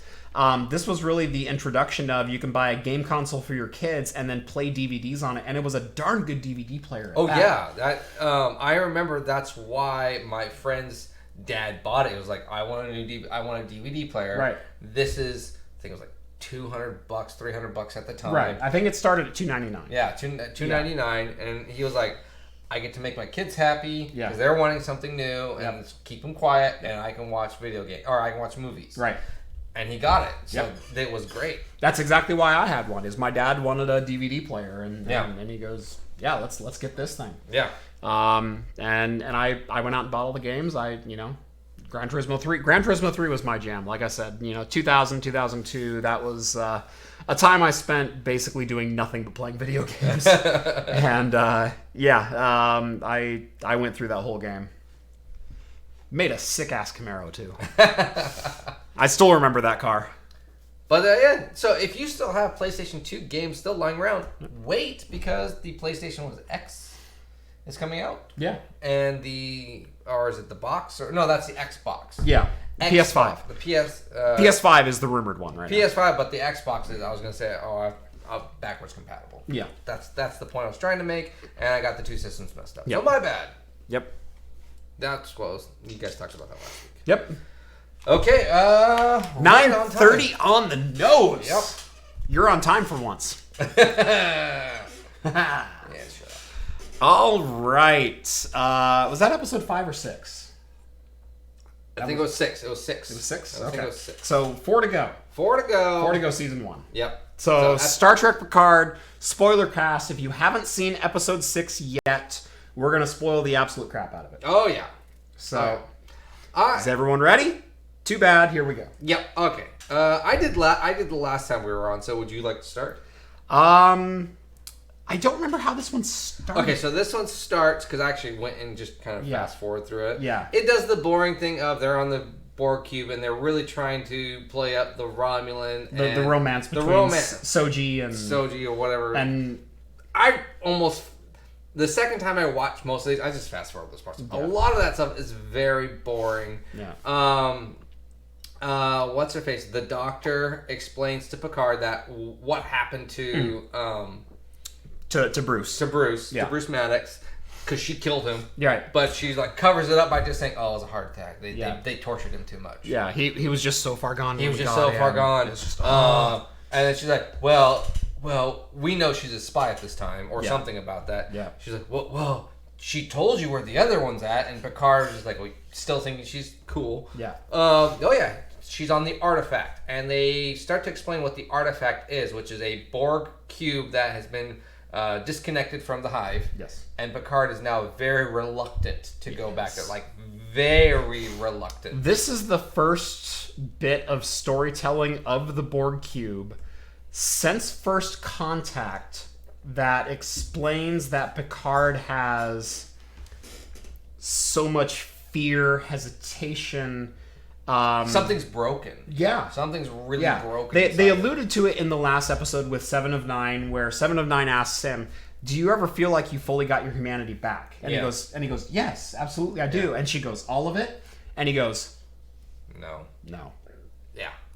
But we're trying. Yeah. And she goes, "Every damn day of my life." Yeah. And it's a phenomenal scene. Yeah. Because outside of Picard's dream in First Contact, where the Borg thing comes out of his cheek and whatnot, in the very opening scene, we really never see any brokenness in Picard in relation to that time in his life. Yeah. And the fact that they're making that a very focal point in this whole saga, I like it. It finally starts to add even more depth to his character. There's a scene in this which I think he did a great acting job, and they did cinematically fantastic storytelling. Yep. Oh yeah. That was good. So what this scene is after he tells everyone basically kind of a summed up version. Yes, the last time I was on a Borg cube, it wasn't by choice. Right. And he's trying to tell his Romulan bodyguard ninja guy who speaks candidly. Elong. I just like calling him a Romulan ninja. Romulan Legolas. Is what I call him. That's a good one. Kind of just like, hey, this is a bad place. I don't like talking about it, but I have to go. Yeah. And he goes into his ready room because he kind of makes a joke. Oh, kind of like 7 of 9? No, not like 7 of 9. No. We're going to go see the Borg. No. It's not cool. Yeah. He goes into his ready room, reluctantly sits there and kind of does this big sigh, like, I have to do this, and says, give me all the information on the artifact, the Romulan Borg, and then the Borg. And he's scrolling through the information of what the Federation has on file. Yeah. And his face as Locutus of Borg pops up dead center, and it's the screenshot that it's of him talking to Riker essentially. Yeah. But it could have been to any battleship. Right. And then it pans to where his face of Locutus of Borg matches his face as Picard now, and he's sitting there like remembering and starts touching his face of like, where the parts are. It's almost like he can still feel them. Yeah. No, and we know from First Contact, when he's near the Borg, he can hear the Borg. He can hear their thoughts. It's essentially, the link is never actually broken because even in that episodes in TNG, they never like fully took everything out of it, I believe. It's still in there, but it's like, oh, he's still human. Right. He looks human. Right. So that happens. Right. They get to the Borg cube and they kind of trick the Federation into giving him Picard credentials. Mm-hmm. In the meantime, during them flying there, the brother and sister Romulan spies. Yep. Brother and brother turn sister. Yeah. What? Yeah.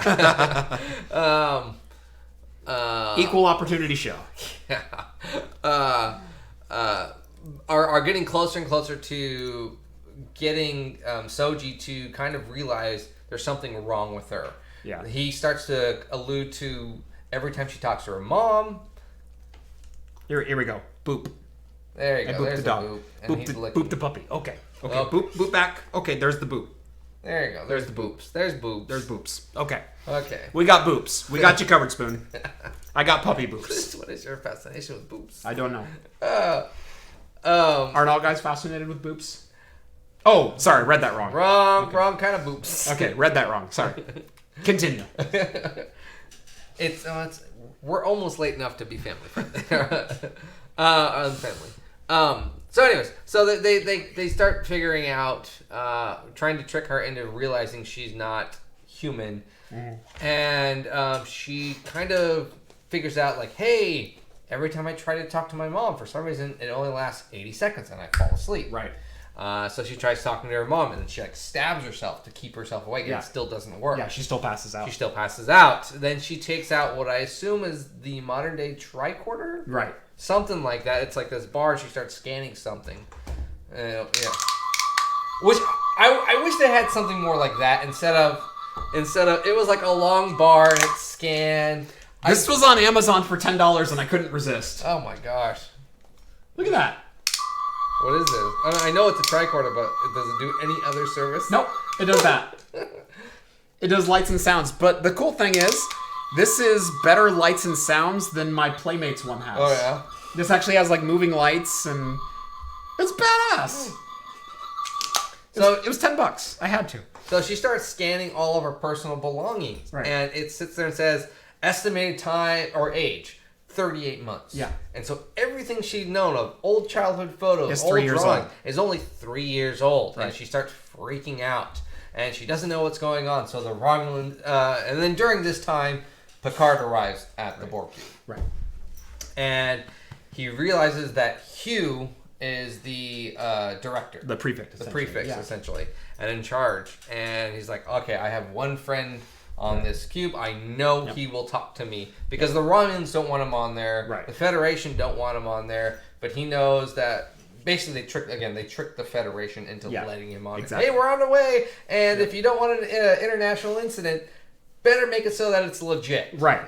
So Picard beams aboard the cube, and he starts walking around, and he starts having these very, very vivid flashbacks of him being assimilated into Locutus, of his time with the Borg. There's even a scene of like a guy that looks very similar to him. And he's all dressed up as a Borg, and it's coming after Picard. And it terrifies Picard. He's walking over this bridge and almost falls a couple of times. And then a couple of Borg come out and grab him by the shoulders. And he starts screaming, "Let go of me, let go of me." Yeah. And you see this figure across the other side of the bridge. And he says, "They don't want you to fall." And all of a sudden that jars him awake. And he looks beside him, and they're ex-Bs, they're ex-Borg, standing next to him holding his shoulders. And he realizes he's like standing on the edge of this ledge. And they're simply like just holding on to him, trying to keep him safe. And as soon as he snaps to his senses, they let go of him and they walk away. And that figure turns out to be Hugh. Yeah. And they have this wonderful reunion. Yeah. So glad that Hugh goes up to him and says, I couldn't believe it was you. I didn't believe it was you. Yeah, I didn't believe it was you. Kind of like, which is funny, great scene aside. Yeah. Funny because last time Picard saw him, wanted to kill him. Yes. Twice. Like, yeah, kill him. He was under orders to kill him. Yeah. So I was like, they didn't have a great relationship. No. I really wanted a little bit of fan service here during that conversation of him to say, how is my friend Geordi doing? Why didn't they say that? Right. Just a little bit of fan service. Yes. Something to Geordi. Something to Geordi. Yeah. Because the whole point of why Hugh and TNG became, individual was a friendship bond with Geordi. Uh-huh. Geordi was the one who even named him Hugh. Yep. So, but yeah. Well, now wait. Every time John says "trick the Federation in," I think of Weird Al's Phantom Menace song. A long, long time No, ago. and I thought me and Qui-Gon Jinn could Oh, talk the Federation into Oh. maybe cutting them a little slack. Their response, it didn't thrill us. It was still the same song. They locked the doors and tried to kill us. Yeah, you and your stupid memory. I got them all. Yeah. We escaped Every from that karaoke gas. time, Jeff sings one Weird Al. Met Jar Jar and Boss Nass. Yeah, and he doesn't even look at the words. We took a He does this just with apple pie, American Pie. Yeah, I'll cue up American Pie and sing "The Saga Begins." Yeah, exactly. So, we see that, and then the DJ goes, we have "The Saga Begins," right? I don't need it. It's cool. It's cool. It's cool. It's cool. I like this beat better. This is the right tuning for my voice. That's right. So then Picard ends up telling Hugh, like, hey, I'm looking for this female girl. I don't know if you know her. She's human. She's probably doing... And he Soji. Yeah, he like, I know who that is because there's only one here. Right. And he's like, no, is she in trouble? Picard says, yes. I don't know. And he says, no matter what, I will do anything to help you, essentially. Yeah. So, and then it cuts back to the Romulans and Soji, and they're doing this, which is an interesting thing, of a Romulan meditation walking puzzle, something like that. So, which only Romulans are supposed to do, and then they somehow get this cyborg. But what's his name? The brother is walking Soji through this meditation puzzle thing, and basically trying to get her to remember who her parents were. What does she remember? She has this recurring dream. She has a recurring dream. And can you see his face? What does he look like? I don't see his face. And she talks about the dream being every time she goes into his office, the dad turns around and yells at her, and then she wakes up. Right. And he tells her, okay, you need to go past that. Yeah. And she does, and then she finds herself on her older self, because she's a little kid in the dream. Yeah. Her older self as a wood carving statue, robot, mannequin type thing. Right. And then she turns around and sees her dad, and she can't remember what her dad looks like. And his face is just completely blurry. Yeah. And so then and then she runs out of the room because that scares her in the dream, and he asks her, you see a window, look out the window. Right. And she describes what she sees outside, and she can see space, and she says 2 moons and this electrical storm. Yeah. And because of that, they can then figure out where they believe the laboratory is, where he created her. And we find out that's their plan all along, was to figure out the laboratory where all these possible robots could be created. Now, we don't know if they're trying to destroy it. We assume they're trying to destroy it. Technically, maybe based on what we found out about the Zat Vash, which is the secret Romulan base. They hate all things AI, and they want them destroyed. Yeah. And as Soji is basically an organic AI, she's a threat to the Romulan Empire. Yeah. And so the Romulans' plan is to destroy her and all of her kind. Yeah. And Picard's plan is to save at least Soji. And from the what reason, he knows, and the reason for that is because Soji is essentially Data's daughter. Yes, which is one molecule of data that he was able to extract, or bit, or whatever it was. Neural pathway. Neural pathway. Well, one neural pathway, and he was able to replicate essentially what data was, but then in an organic body, with emotion and the emotional chip. Yeah, exactly. So I think we're in agreement overall.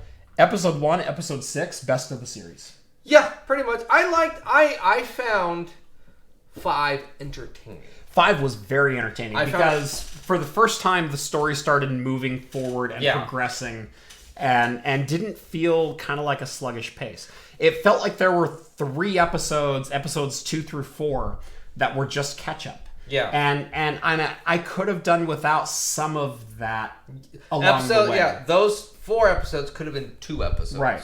And I still say, even in episode 5, I could have done without the Raffi going back and seeing her son on the hospital ship. Yeah, that was dumb. Like they might explore that later, and TNG is known for or Star Trek in general is known for dragging out a lot of different character lines and making you feel for all the characters. Yeah. But that one just felt so out of place for what's essentially a miniseries. It really did, but other than that whole little section of the story, what I really liked about that story was it really felt like that actually could have been a standalone episode. It was literally just, hey, our crew is going down to do a mission. Yeah. Now, yes, there was a broader part, but you could have easily just twisted that story to be a little bit different, and it could have just been an individual side mission. And that's what I kind of liked about it. It was kind of old TNG. Hey, the crew's going down to this planet, and we're going to do one objective. Right. And we did it, and we're done, and we're off. Yeah. We saved the guy, and so it felt very 2020 Star Trek of single mission. Yes, it was a lot gorier. 1993. Yeah. It was a lot heavier, a lot darker, a lot meaner, a lot grittier, but they were still, I think, way better than Discovery. Yep. Pacing needed to be longer with more backstory, or it needed to be shorter with less detail, and that's kind of where I'm at as well. Yeah, that's. Well, I mean, you got to remember, what is it? To 93, the seasons were 24, 25 episodes. Yeah. For a season. Now we're talking 10. So I think the character story needed to move at a faster pace. Yes. But I'm wondering, curious to see what happens in this episode. But we're still not done with talking about episode 6. Yeah. Which there was, I have to point out, there was a mistake.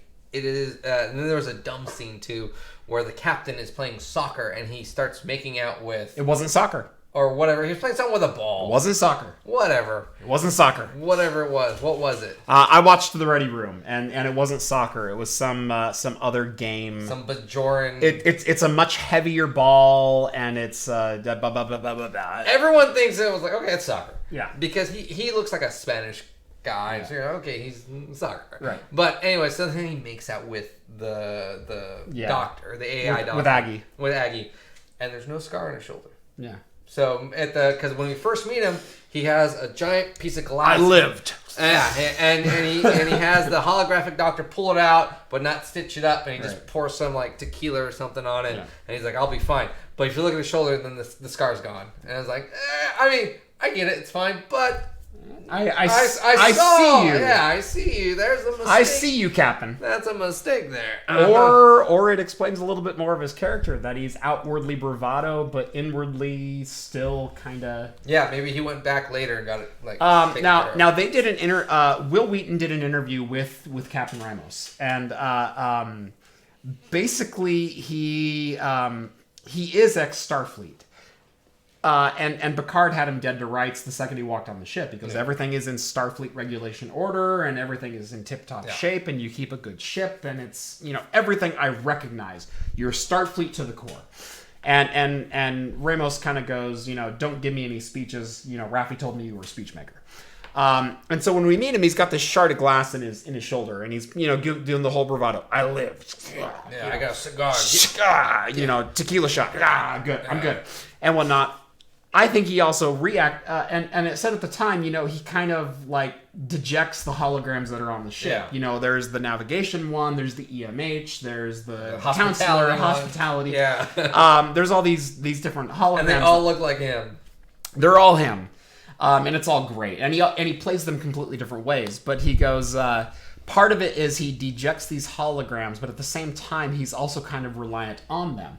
And so I think when Picard beamed aboard the ship, he had the EMH online and he ripped the glass shard out of his shoulder and he goes, I'll be fine, kind of thing. I think he then reactivated him off camera and goes, okay, fix me up now. Yeah, maybe. And so he loves to hate them, but he also relies on what they provide. I almost wonder if it's more of every one of the holograms, because we're just introduced to these holograms. They're not like, hey, here's all the holograms. Yeah. And they just pop in the scene. He's like, hey, navigational hologram, and he just shows up. Yeah. I wonder if it's technically more of how he hides himself, and these are his true personalities. Right. Type of things. Because he chose to have them all look like him. Right. And program them to basically act this particular way. Even the hospitality hologram said, I don't know why I'm here. Right. But it's probably like, oh, I'm actually a really nice guy. The captain doesn't like me. Yeah. Right. And it's really like, it's kind of odd to have a hospitality hologram on board. Well, maybe he's a very hospitable person right. in reality, but he always puts up that big front because in episode 5, they talk about Raffi, or not Raffi, but Captain, we need you to play it up a bit differently. Instead of your rough and tough captain way, you have to act this other way. Right. Slave trader, deal broker, basically. You have to have self-confidence. You can't do the whole swoon captain type, rugged captain type thing. Rom says that's not him, the EMH and hospitality program. That is totally him. That is it. That's him. I mean, it's not him pretending to be an EMH. It's the character is playing the EMH. Yeah. Ken says, good morning from Belgium. Good evening from Oregon. Yes. How's it going, buddy? How you doing, John? Enjoying that beer, are you? I'm going to be good to drive home. I know that. Mm-hmm. Oh, that's a solid IPA. Triple, you could even call it. This is going to be fun. I'm going to bring something bad next time. Like a Bud Nitro. Jason says, John is such a handsome guy. That's right. I am. Modest, too. Yes. If you know anything about him, know that he is modest. And we'll tell you all about it. That's right. So anyways, the ending of the episode... Not just modest, the most modest. The most modest. If you can find anyone else that's more modest than me, I will prove you that I'm more modest than them. That's right. But the episode ends where she basically tells the two Romulan brother and sister. Yeah. She looks at the one and said, "There's the two moons," and they figure out where the planet's at. Right. And they start gassing her. They poison the room that then they lock her in there. Yeah. And she activates, like we see in episode 1. Yeah, her self-defense. And so she just starts hitting the floor, ripping out the floorboards. Yeah. And it's made of wood, and then she hits metal, and she breaks through the metal, and rips out, and escapes.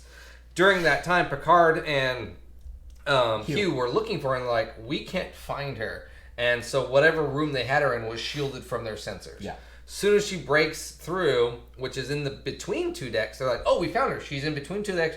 Let's go and get her." Well, that's not right. Yeah, that's not right. So they rush over there to find her. They find her, and there's a bunch of Romulans after them, and Hugh takes them to essentially what is the Borg Queen chamber. Yeah.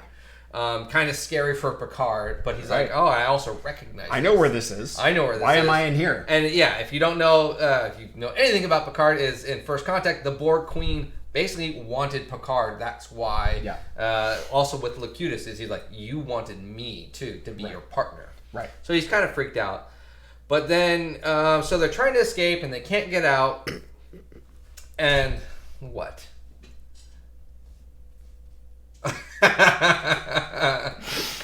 John looks like the Fabio version of Bud Light Orange.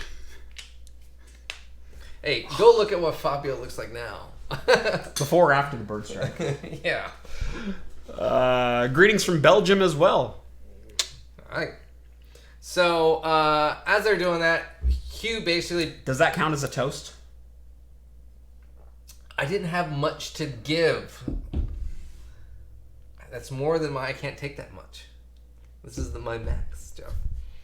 Anyways, but Hugh introduces this, or tells Picard, hey, we have this new transporting technology, which, and then he referenced species, and I tried looking up, and it was so far the first.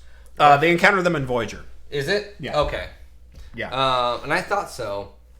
Voyager tried to use their transport network to shoot them further along. Oh, that's right. It was the hospitality. Yeah. The hospitality one. Yeah. Solarian, Cenarian, something like that. Something S in Minarian. Yeah. But theoretically, they could transport like 90,000 light 40,000 light yeah. years. So theoretical, and they said that we assimilated them, but we haven't really tested it out. Yeah. Both and a triple. Yeah. You're pulling a me now, Jeff. You're starting to act like me. You're saying about the Solarians? I'm going to so love April 1st. I'm going to so love April 1st. I'm going to open up all the beers that I was saving for Jeff. Good. Oh, Jeff, you wanted this cognac, bourbon barrel-aged barley wine? Nope. Too bad. It's for me. Not for you. Yep. I even have some saved just for Jeff. When he comes over, not the show though, because they're too good. I don't blame you. So they kind of basically get into the transport, jump through the gate, and but they also, during that time they find out that the Legolas of Romulan has beamed aboard the cube. And with his sword is defeating people with phasers. Yeah. Somehow. Right. And so basically, Picard and Soji walk through the portal. Hugh is left there holding the keys to the portal and closes it and says it's going to take a couple minutes to power it down and rehide the room, yada. But as Picard and Soji go through the portal, there's some Romulan soldiers coming around the corner, and so they can't close the room in time. And Legolas goes, "Please, my friends, choose to live." Yes. And that's how it fades to black. Yeah. So we know they know now that this room exists. They know that Hugh helped them escape.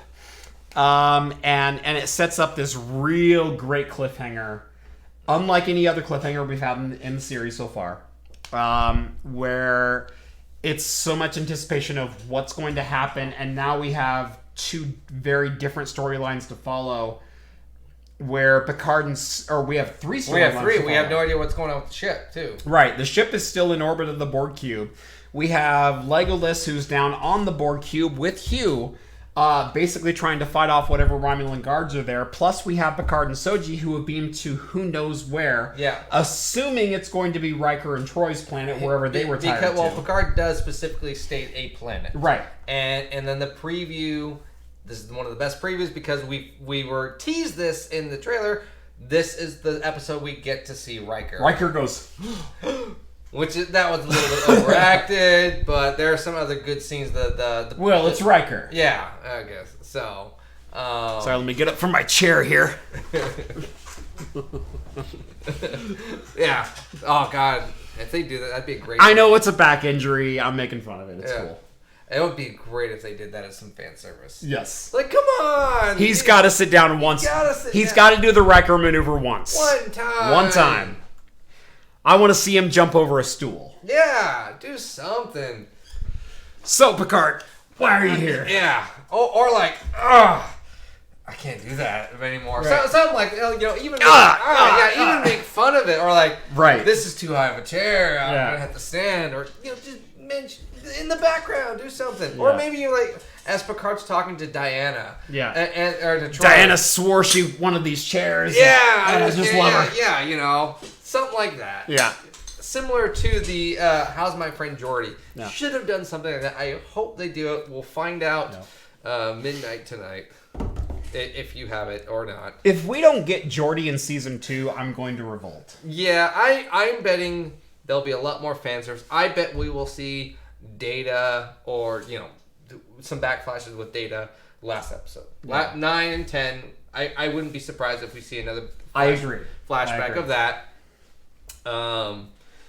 And we were mentioned, I think Worf, and there was a couple other people that were mentioned but never talked about. Yeah.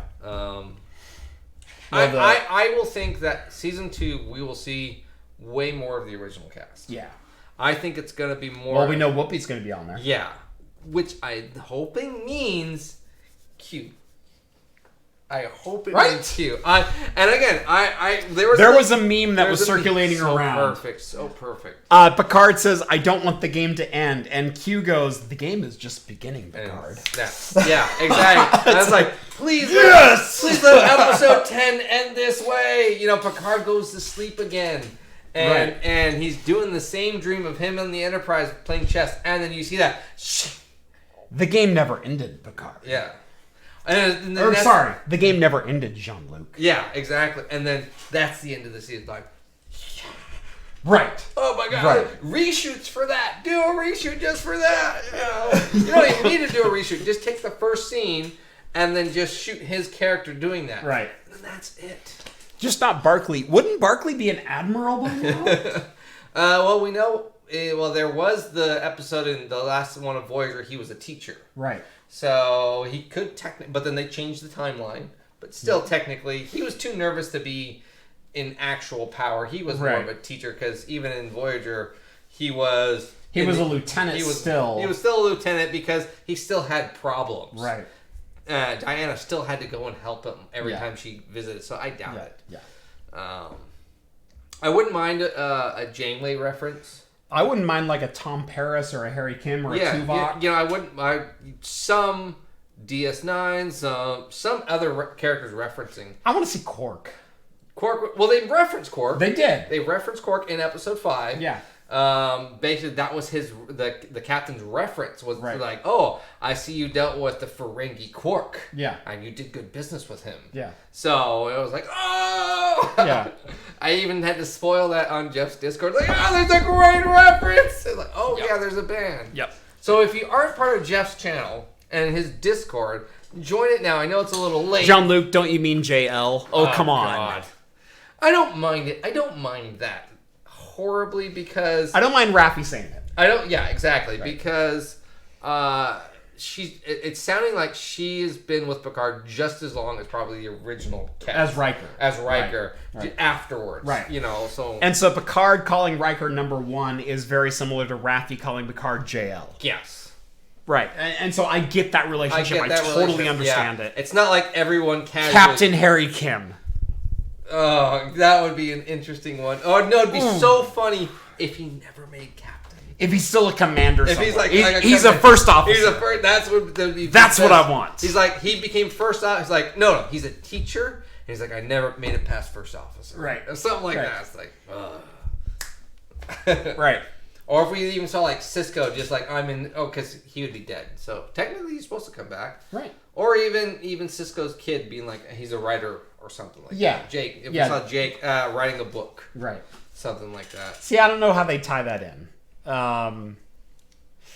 Yeah. We talked about this last week. I don't understand all the hate that it's getting for the scene with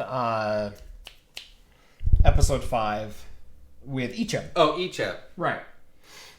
Like what? I heard some hate, but the hate was just basically it was too gory. There's a lot of hate. They're like, when did Star Trek become gory and just about this? What? It's been gory. It's been gory. It's been desolate before. I remember season 1, the one with the weird creatures that go in your ear. Yeah. That was the goriest thing on TV at the time, where they kill the guy. I remember, because my dad loved Star Trek, and this is kind of what grew me up. He would VHS all of them. So he had them like categorized in a stack of VHS. I would purposely look for that. Like, this is the coolest thing ever as a little kid. Seeing he blows it. And no, they're first they shoot a phaser into his chest and it just melts away. Yeah. And this whirring comes out of his chest. Yeah. And just, very alien-esque type worm. And it was very gory. And they're like, oh, we have to keep shooting it. And then they do it. And then his head melts and blows up. It's like Raiders of the Lost Ark. Yeah. Like, I mean, it's not as effective because it's cheap TV, but very similar. I mean, you see his skull, you see tissue falling away. Right. It was gory. And then the whole thing explodes. Yeah, exactly. Like Star Trek's been gory before, and Star Trek has been dark before. Yeah. Look at some episodes of DS9 with the atrocities that Gul Dukat committed. Oh yeah. And look at some of the suffering of the Maquis. Yeah. Look at some of the, it's not always this utopian society. I like that they're exploring that it's not a utopian society more now in Picard. They're showing a very dark side to the Federation. But the thought that Star Trek has never been political commentary. Oh, come on. Star Trek has always been political commentary. And I think that's... And Star Trek has never been gory or done gore to tell a story. The hell they haven't. No. They just had limited budgets. Yeah, that's the thing. I think because modern technology has made it so easy for computers just... a blue screen is now easy and it looks really realistic. Right. Practical effects. People have learned to do it very well for cheap. I think the biggest argument people are getting, or biggest issue people have is when... That was delicious. It's past then. You're right. Is that everyone was disappointed. I think a lot of people were disappointed in Discovery. Yeah. Because it just wasn't like true Trek. I agree. I fully agree. I've tried to get in Discovery. I've tried multiple times. I can't. I've gone through one, and I got halfway through two, and I was like, I can't. I can't do this. Yeah. I just can't do this. It's awful. And so when Picard was announced, everyone was like, it's going to be what I love again. Right. You're bringing back this classic character, TNG. We're going to get back to the classics because the fans, you heard the fans. And no, hang on a second. Right. We're still, we're doing some fan service, but we still have to tell a good story. We'll do all this different stuff. And that's what people are whining about. Most of the critics are always talking about, well, this wasn't what it was back in TNG and everything. Like, well, again, that was out in space, away from Earth. 7 of 9 wasn't a killer. Yeah. But if someone spent 19 years hunting you and every family member you held dear simply for parts, you'd be pretty freaking pissed off too, wouldn't you? She was a killer. She constantly talks about being a killer. She tried killing, what was the Hunters, and what was the species 8472? 8472. There was also the diplomatic response that she had over the intercom, where she was talking to a species and they weren't cooperating, and she electrocuted them over their comm system. Yeah. Like, she's always been a little vindictive. Yeah, exactly. She's always had that edge to her. It's just, she just didn't have 2 phaser rifles in her arms. And you can't show that on UPN. Right. Those Star Treks were portrayed as family-friendly shows. But go back to, like, the year of hell for Voyager. Yeah. How much of a killer instinct did every single member of that crew have after a year? Yeah. 7 of 9 has been through 19 years of this now. Think of where they were at the end of the year of hell before the timeline reset, where they didn't have to live through that. With the Borg and 8472 and all the other races that were possibly trying to kill them, where the timeline completely rewound the clock. Yeah. And they said, oh, that year actually never happened. Think of where they were at the end of that year. How Harry and Chakotay and Tuvok and Paris and everyone else were simply, anyone we can kill is a good kill. Yeah. So with just 7's been living that for the last 19 years, and she's not going to do a revenge killing. Yeah, exactly. And the thought that no revenge killing has ever happened on Star Trek before. Worf. like 4 or 5 times. Yeah, exactly. Jadzia. Yeah. Going on the Klingon blood oath with what's his name? Yeah. Or the white whale or whatever. Right. The albino. Right. Albino. Yeah, they go after the albino. But Jadzia honored a blood oath with Curzon Dax. Yeah. With a Klingon, and went and killed this guy for no reason. Yeah. Like, it's happened before. This is they not just can't unheard show of. it as gory, Right? Or as a thing. But what was it? There was a point I was gonna make too. I already forgot it. But oh well.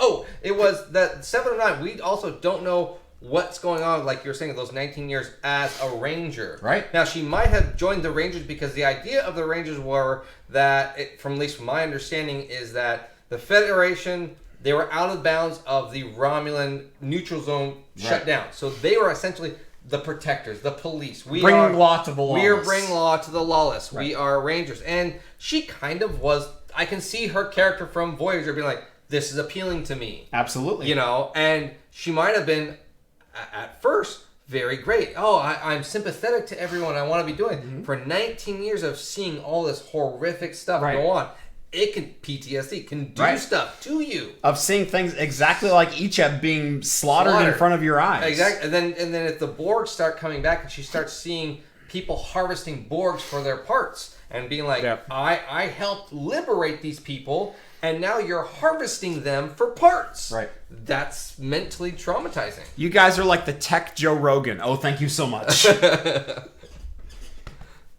funny, I was actually listening to Joe Rogan on the way. Right. I like Joe Rogan. Yeah. I'll take that. I'll take that. Take that absolutely as a compliment. All right. All right, that can... It's 10:10. Yeah, it's 10:10. 10 after the hour. I think that's a great place to stop. Thank you guys so much for watching episode 122 here on Talking Heads. Make sure if you like the channel, make sure to like and subscribe to this video. Also, check out the Patreon if you'd like to financially back my channel. Gotta get every last bit. Oh, that one. Well, I can only go off of my 2 cans. Hold on. No, you can do all 4. No, that's over. You can totally do all 4. That's over my count. Well, this was only 75. Right. So I have another 20 calories. That's right. You can totally do that. Make sure to follow the links down in the video description to my Patreon if you'd like to financially back what we do here. Buy us beers, keep the lights on. Very soon you'll be keeping a lot of lights on, believe it or not. And join the exclusive Discord server. And John, feel free to chime in. Join the Discord server because there's lots of channels on there of all types. We have tech, we have talking heads just for this channel. We have meme wars, we have music channels, we have car channels, we have server channels, TV and movies, exactly like what we were just doing. We were talking about pop culture. We have meme wars, GIF wars, not GIF wars.